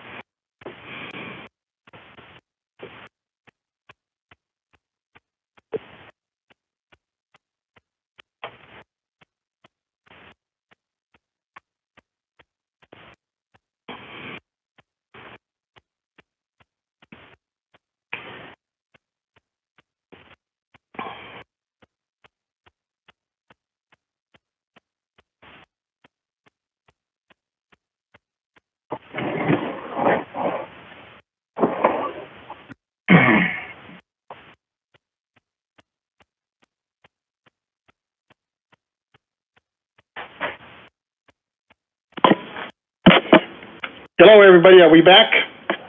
Ms. Davis, can we double check and see if everybody's on the line? Sure. Vice Chair. Vice Chairman Schaefer, are you on the line? I am. Member Cohen? Ms. Towers? Yes, I'm here. Okay. Ms. Towers? Yes, I'm here. Member Gaines? Yes, I'm here. Sounds like everyone is on the line. Okay, Ms. Davis, so just for the audience back, so we're back on K3. Are we on K3A or K3B now? K3B. Okay, 3B. Now, did we find apparently there was somebody that wanted to speak on this, possibly? So, Assessor Lenhart, are you on the line? I am on the line. Great. Did you want to make your comment? I would, thank you. Honorable Chair Vasquez, honorable board members, I thank you for your time today. I would just like to state that the product that you have before you in terms of the letter to assessors, the handbook changes, and the form for requesting information are products of an over 3-year project that has entailed many meetings. I appreciate the hard work of my team at the California Assessors Association. I deeply appreciate board staff, board legal, the clerks of the board, and CADA to come together with these final agreements. What's been a very complex process. So I would particularly like to point out David Young and Angie Berry, who guided the interested parties meetings that often became contentious. And I'm pleased to acknowledge that they have guided this ship to a positive end. Thank you. Thank you. Question. Members, do we have any other questions? Yeah, this is Member Gaines. If I could just ask a quick question of Assessor Lenhart. First of all, I want to thank you for a long-term task, 3 years, and bringing all the parties together.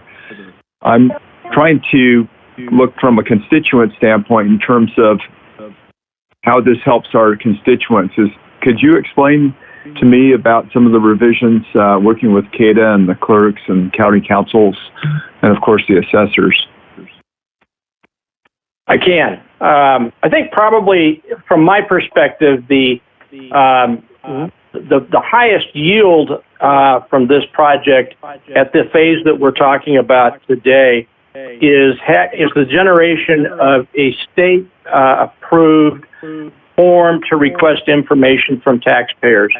Many of the conversations that we had in our multiple meetings had to do with allegations that assessors were either being overly heavy-handed in the way that they requested information, or there were concerns from assessors that taxpayers and their taxpayer representatives were not bringing forward the information that was necessary.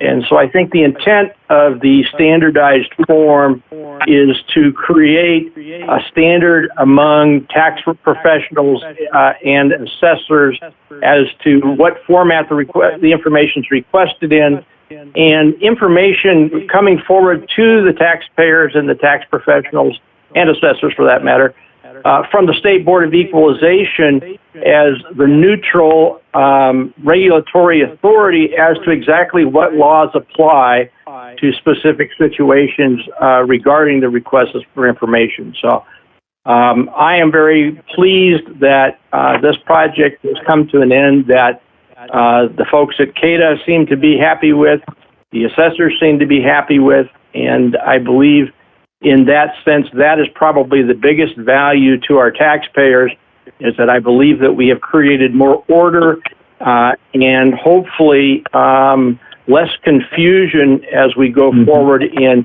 exchanging information with taxpayers. Okay, so it sounds like it's standardized, if I'm understanding that clearly, and that it should be easier for our constituents to fill out that form. That is my belief, and that is our intent. Fantastic. Thank you so much. I appreciate it. Mr. Chairman? Yes, go ahead, Ms. Thank you. I too would like to make a couple of comments. I'm very pleased with the design form. This project did start back in 2017, and it involved a lot of emotions, I'm going to say. And I'm happy to see that we have a final product, the actual form and the requested information. From our perspective, is very user-friendly and taxpayer-friendly, most importantly, because there was some inconsistency in information being requested. This form, I believe, it won't frighten the taxpayer when they're responding. So I thank everyone for their participation in this project. And I am ready to move adoption as based on staff recommendation. Sounds like a motion, Ms. Stowers.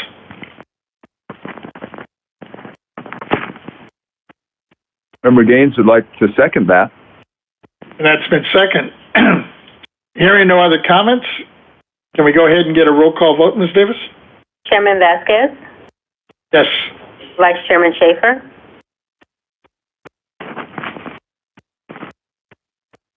Vice Chairman Schaefer. Yes, aye. Member Gaines? Aye. Member Cohen?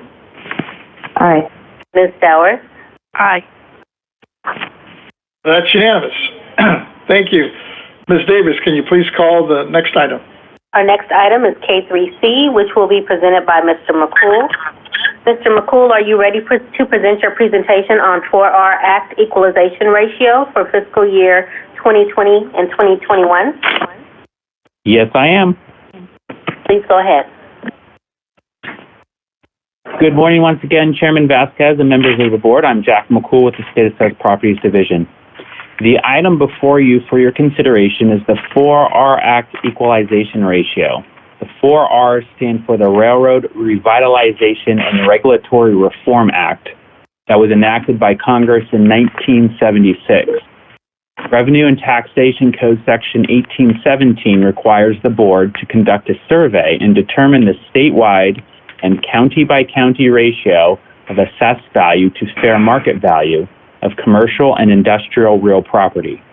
The Research and Statistics staff conducted this study using the 2018-19 property roll, and it yielded an estimated statewide ratio of 59.79%.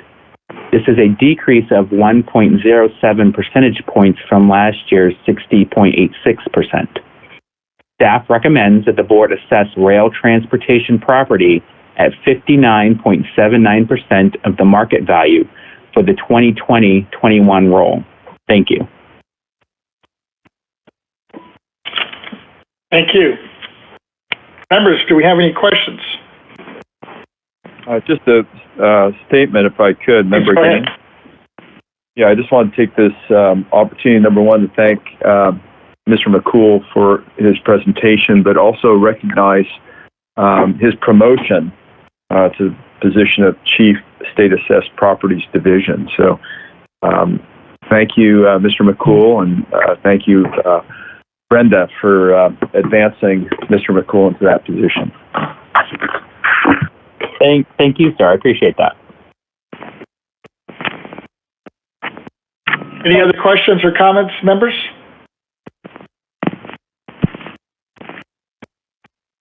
Hearing none, I'd like to entertain a motion to approve this staff recommendation. So moved. Been moved by that's Mr. Gaines. Yeah, thank you.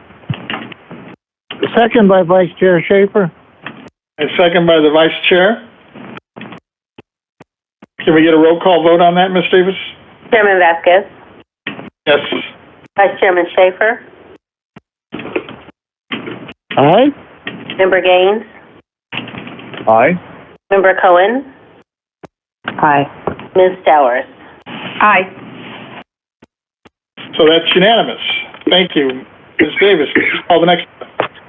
Our next item is item K4A, which will be presented by Mr. Durham. Mr. Durham, are you ready to present? Yes, I am. Can you hear me okay? Yes, we can. Go ahead. Great. Thank you so much. Good morning, Chairman Vasquez, and honorable members.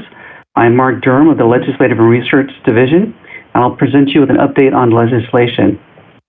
So first off, here are the key legislative dates that we're tracking. On May 6th, the legislature released their revised calendar, and adjustments were made to the Assembly, which resumed on May 4th and the Senate on May 11th. On June 15th, the budget bill must be passed by midnight.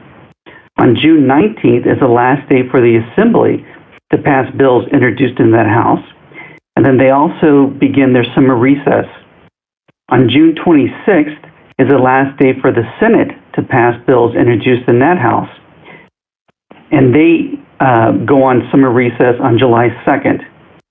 Both houses do reconvene back up on July 13th from summer recess. August 31st is the last day for each house to pass bills, and on September 30th is the last day for the governor to sign or veto bills. So due to the COVID-19, the main focus in the legislature have been bills related to that effort. So really moving on to the legislative bills of interest for the Board of Equalization, as Ms. Fleming mentioned earlier in her presentation, ACA 2, which is the Nazarian bill, this is still listed as an active bill in the Assembly Rev and Tax Committee, and the last date for this to qualify for the November 3rd ballot is June 25th.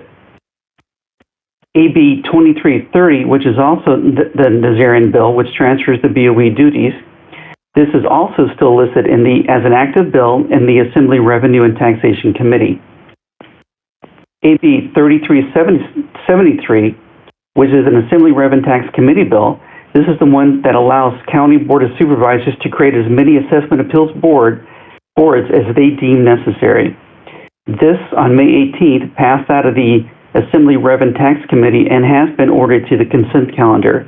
In that committee, it had 11 ayes and 0 noes. The last bill that I'll update is Senate Bill 1431, the Glazier bill. This is for the disaster reassessment of property for property tax purposes for properties affected by COVID-19. This was presented in the May 21st and passed Senate Government Finance Committee with 4 ayes and 3 noes. Any questions on the legislative bills? If not, I have one more quick item to add. Okay, the last item I have is the annual report, and getting this annual report developed and published was a huge undertaking this year given the devastating pandemic. So I just want to say a big thank you to the Board of Equalization staff and the CDTFA staff on successfully working together and getting this report published and posted online. We do have hard copies available, and we can pass those out to your offices, hopefully by this week. And that concludes my update. Thank you, Mr. Durham. Members, do we have any questions? Yes, if I could. Yes, go ahead. This is Member Gaines, and I wanted to thank Mark for his presentation. Really appreciate it. And I'm just looking at that Glazier bill. Got through committee on a 4-3 vote, and you had given me a little bit of an update when we were on the phone last week, and I think you had mentioned some amendments. Could you just give the board a little bit of an update in terms of what's happening with that bill? Yes, certainly. Thank you so much. Some of the amendments that Senator Wiener mentioned during his presentation on this bill were to this bill would only be related to COVID-19 related disasters, I guess we can call it. He mentioned that taxpayers could not double dip. They couldn't get this relief and another relief as well. The other thing was this would also focus on the commercial side and not, the residential, not really on the commercial side for properties. Okay. And again, those are going through. Yeah, you're welcome. And those are going through. So the next stop is the Senate Appropriations Committee.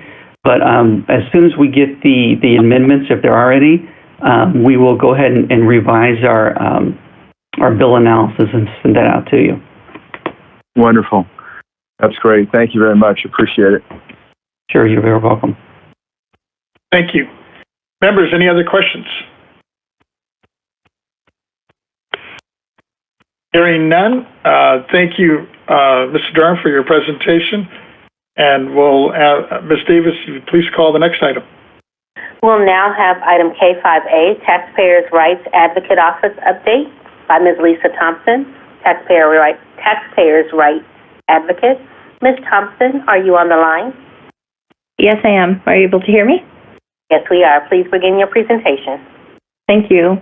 Good morning, Chair Vasquez and honorable board members. I am Lisa Thompson, Chief Taxpayer Rights Advocate Office. I'm pleased to provide you an update on the actions taken in response to speakers at the August 27, 2019 Taxpayer Bill of Rights hearing. At the hearing, there were 9 speakers, 8 on property taxes and 1 on the alcoholic beverage tax. Several speakers spoke on the same topic. The first 2 speakers came before the board together expressing disagreement with our agency's legal department's position on an assessor's ability to disregard a deed in the assessment of property. And with respect to this item, the Taxpayer Rights Advocate Office explained it had coordinated with our legal department to review the presenter's information to ensure the presenter's comments on when it was appropriate for an assessor to determine when the deed presumption may be overcome and the associated lien date enrollment of real property were not different than that which was addressed previously by our legal department. We indicated that the legal department had determined that the issues raised had been addressed in multiple legal opinions and letters since 2002, and that the legal department still holds that it is within the discretion of the assessor to, under appropriate conditions, determine the owner of the property, and the assessor's determination is authorized by various statutory and regulatory provisions. We communicated with the presenter about the legal department's conclusion by letter. The presenters think that an assessor must always consider the holder of legal title to real property on the deed as the owner of the property for assessment purposes, and when the assessor doesn't, the presenters believe they disregard a deed. The legal department explained that they were asked to weigh in on the question of whether an assessor can disregard a legal transfer, and that Evidence Code Section 662 provides that if there is clear and convincing evidence, the deed presumption may be overcome. The presenters don't think overcoming the deed presumption is appropriate under any circumstances, but our legal department cannot have that opinion without a change to the evidence code. The presenters basically their position differs from that of the legal department, but the matter has been examined several times. Our office has explained this to the presenter and has assisted with a resolution. The presenters seek a rule or code that prohibits an assessor from applying a provision of the evidence code, and that is not within our agency's jurisdiction. In this case, the speaker was from the 2nd District, Board Member Cohen's district. The next speaker, whose comments were read under an ADA request, expressed concerns that there was no reporting form to capture private uses of publicly or government-owned property, and that there should be a form available whereby a layperson can be informed of the mandatory reporting requirements of private usages of public-owned property. This presenter was from the 2nd District, Board Member Cohen's office, her district. And in this case, the Taxpayer Rights Advocate Office explained that there is an existing reporting form for reporting uses in government-owned property, and that is Form BOE 502P, Possessory Interest Annual Usage Report, which is used by county assessors statewide and sent to government entities in their counties annually with a letter requesting completion. We also explained that the reporting form is not for laypersons to use, since the reporting requirement rests on government agencies that allow other parties to use its property. The legislature put Revenue and Taxation Code Section 480.6 into law, into place, basically to have the reporting requirement on government owners to report information on property it owns that it allows others to use that creates a taxable possessory interest. We also indicated that we had worked with the presenter in the past to address concerns raised regarding the reporting of uses in government-owned property.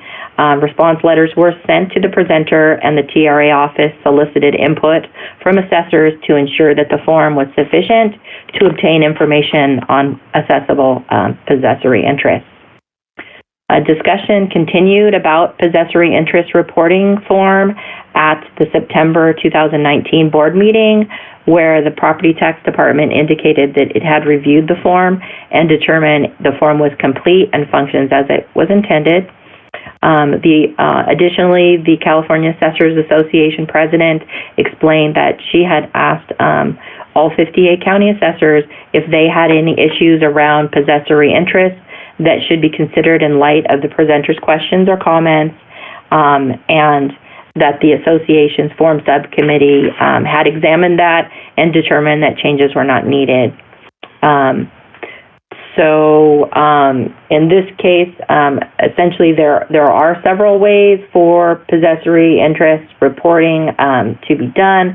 One is 502P, and there are other reporting mechanisms as well, and that is through the preliminary change in ownership report or a change in ownership statement, or also provided by a government entity in any format that is permitted under Revenue and Taxation Code Section 480.6.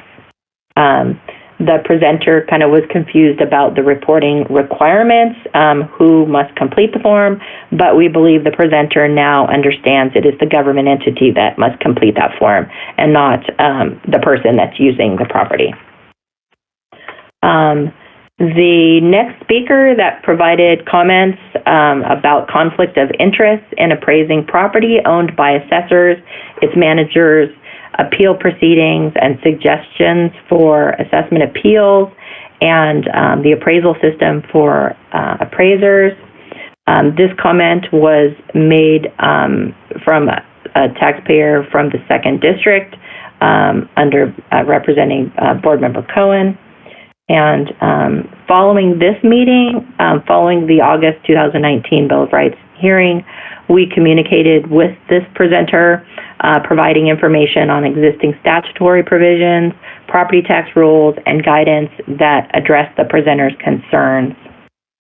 With respect to conflict of interest concerns, we directed the presenter to LTA 2008-058, which discussed conflicts of interest in assessors' offices, as well as the provisions of Revenue and Taxation Code Section 672 and 1365, which addresses preventing conflict of interest in an assessor's office. In response to assessment appeals comments, we explained our agency's roles in prescribing rules and regulations that govern local boards of equalization when equalizing assessments and issuing instructional documents to assist assessment appeals boards in their performance of their duties. We also advised the presenter that our agency's website contains resources on assessment appeals, and shared that our agency had recently adopted rules in the assessment appeals process, and directed the presenter to LTA 2019-051. With respect to the presenter's suggestions that property tax appraisers of county assessors' offices be certified by the Bureau of Real Estate Appraisers, formerly the Office of Real Estate Appraisers, we explained that the legislature had previously dealt with that when the real estate appraiser licensing certification law was added in 1991 that applies to appraisers performing appraisals for real estate financial transactions, and we referred the presenter to LTA 1991-32. We also shared the link to our website where more information about our agency's appraiser training and certification program could be found. And to address the presenter's comments about county assessment appeal filing fees and for findings of fact, we directed the presenter to Revenue and Taxation Code Section 1611.5 that provides for charging of fees for finding of fact, as well as to Government Code Section 54985, which provides authority for a county board of supervisors to charge fees.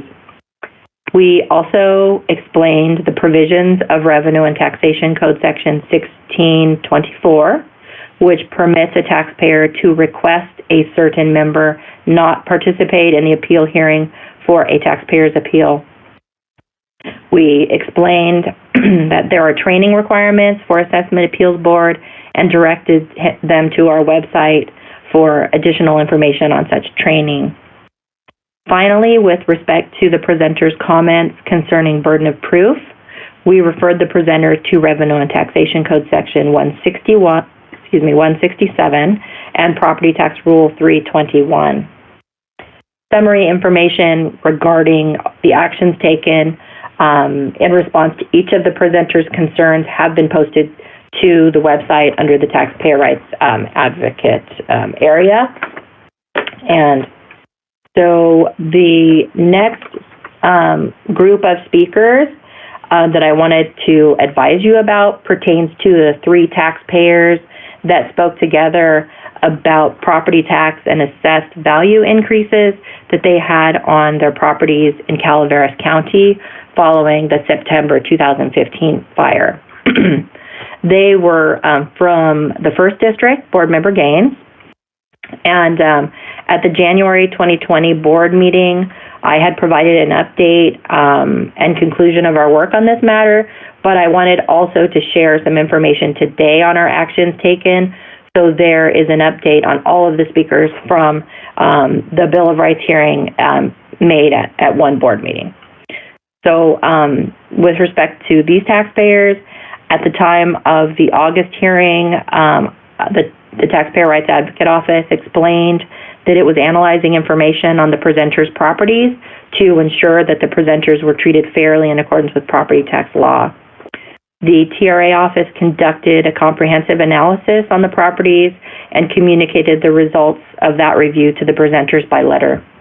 We explained California's property tax systems and the limitations established by Proposition 13, reasons for assessed value increases from 1 year from the year prior to the fire through 2019, as well as provided a 10-year history of assessed values on properties with a description of improvements in the California housing market. The TRA office analysis found that there were increases in assessed value beyond 2% from 1 year to the next, but that the increases complied with the law because the property was assessed below its factored base year value under a decline in value status at market value, or when there was new construction. So we ensured that the presenters' properties were not overassessed as they had thought and provided detailed information to them so they could understand why the assessed value increases and property tax increases were correct, and how disaster relief is granted on properties. So the next speaker was from the California Taxpayers Association, CalTax, and they had expressed concerns about missing documents from the State Board of Equalization's website and indicated that they were valuable resources. The TRA office had explained that our agency understood the importance of having these documents on our website and was working diligently toward making them comply with the web accessibility requirements that were required by Assembly Bill 434, which were effective July 2019. Essentially, by July 1, 2019, any documents that did not meet the accessibility standard had to be taken down from our website until they could be made accessible. To respond to concerns that taxpayers or assessors had about missing documents, our agency posted information on our website advising users that they could locate that information by sending an email request. And thanks to the excellent work of our agency staff, that we have made great strides in converting all of these documents to make them comply with the accessibility requirements and reposting them to our website as quickly as possible. Currently, only the older and most complex documents remain for us to work on before they can be posted. And generally, these need to be retyped and then made accessible. So the last speaker at the Bill of Rights hearing had comments about the alcoholic beverage tax and indicated the importance of advising affected taxpayers of reporting obligations as new product categories are developed. This speaker was from the brewing company in Butte County, which is in the 1st District, Board Member Gaines. And in this case, the TRA office had explained that the presenter could contact our office if it needed for further clarification on any upcoming new categories and reporting requirements, and that we would coordinate with the California Department of Tax and Fee Administration, the agency which under an interagency agreement collects and administers the program in cooperation with our agency. And we communicated with the presenter by email. So all responses to all of the actions taken basically to these presenters as to their concerns have been identified on our website, and there is a link provided to the hearing webcast. And I would like to say that we appreciate each of the presenters for taking the opportunity to appear before this elected board to listen to them. And this concludes my update, and my office stands ready to help taxpayers with problems that they may have. Contact information is at the bottom of every page on our agency's website where they can reach us. Thank you, Ms. Thompson. That was pretty well in-depth report. Members, do we have any questions of the update of this Taxpayers' Rights Advocates Office report? Vice Chair Schaefer here. Ms. Thompson, we had an August 2019 Taxpayers' Bill of Rights hearing. Are we going to have an August 2020, or what's happening because of the CV-19? So it is scheduled still for the August board meeting, and the posters have been they have not been printed, but they have been received their final proof. Because we are uncertain that we will have an in-person board meeting, what we've done with the poster, instead of identifying the 450 N Street board location in Sacramento, we just will put Sacramento, California on the poster. That way, if it is telephonically, then that will be stated. The poster already provides a link to the Taxpayer Rights Advocate website area that has information about it. It says for information about it, go there, or they can also call the Taxpayer Rights Advocate office. So that way we have some flexibility if we do have to go into, if we're not having a live board meeting. So that information will be provided. Could I ask how that relates to a listening post? I mean, do we consolidate these, or are they different events? So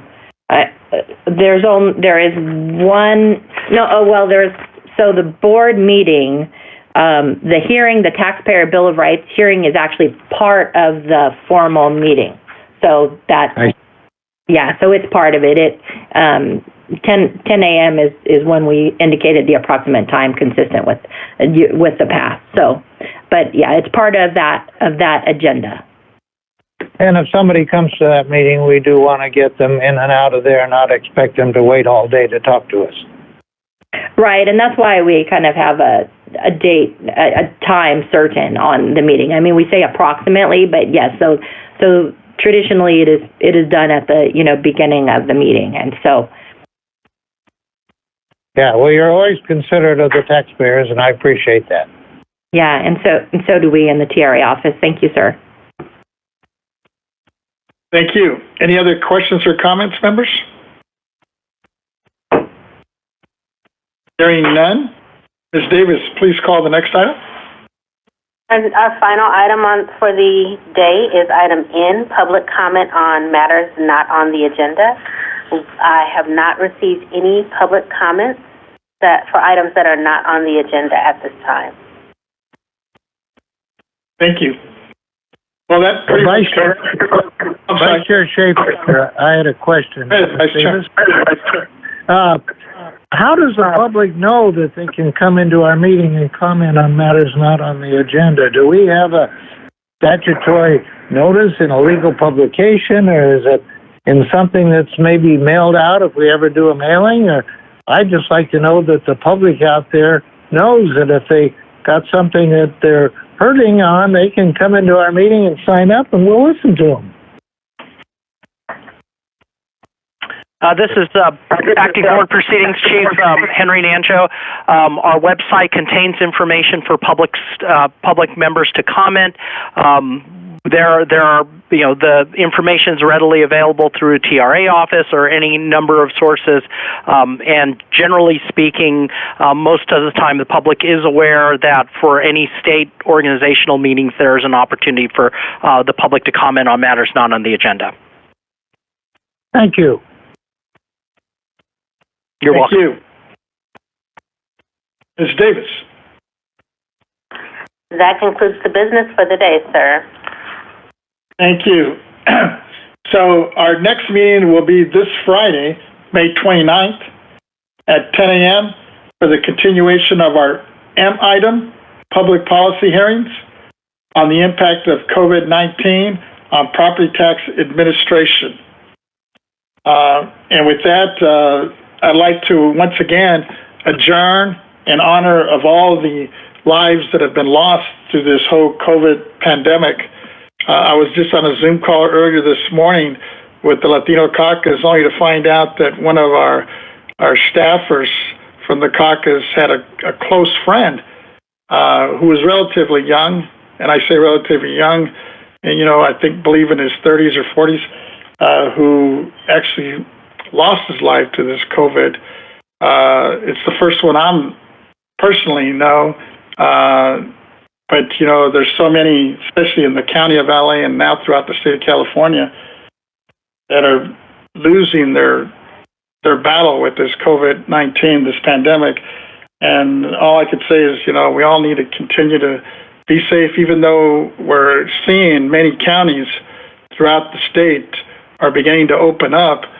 That I just caution all of us to continue to wear our mask when you're in front of especially in front of other people that are not living with you, and just to be cautious. While we're beginning to try to reopen, I fear that we haven't really hit that plateau that's going to start the downturn.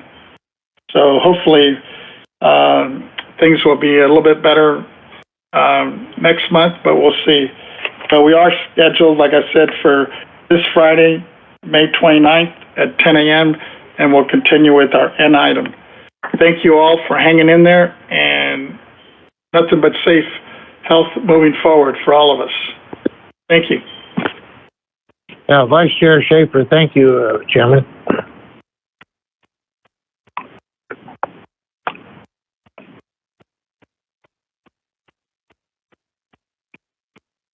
With that, we'll sign off.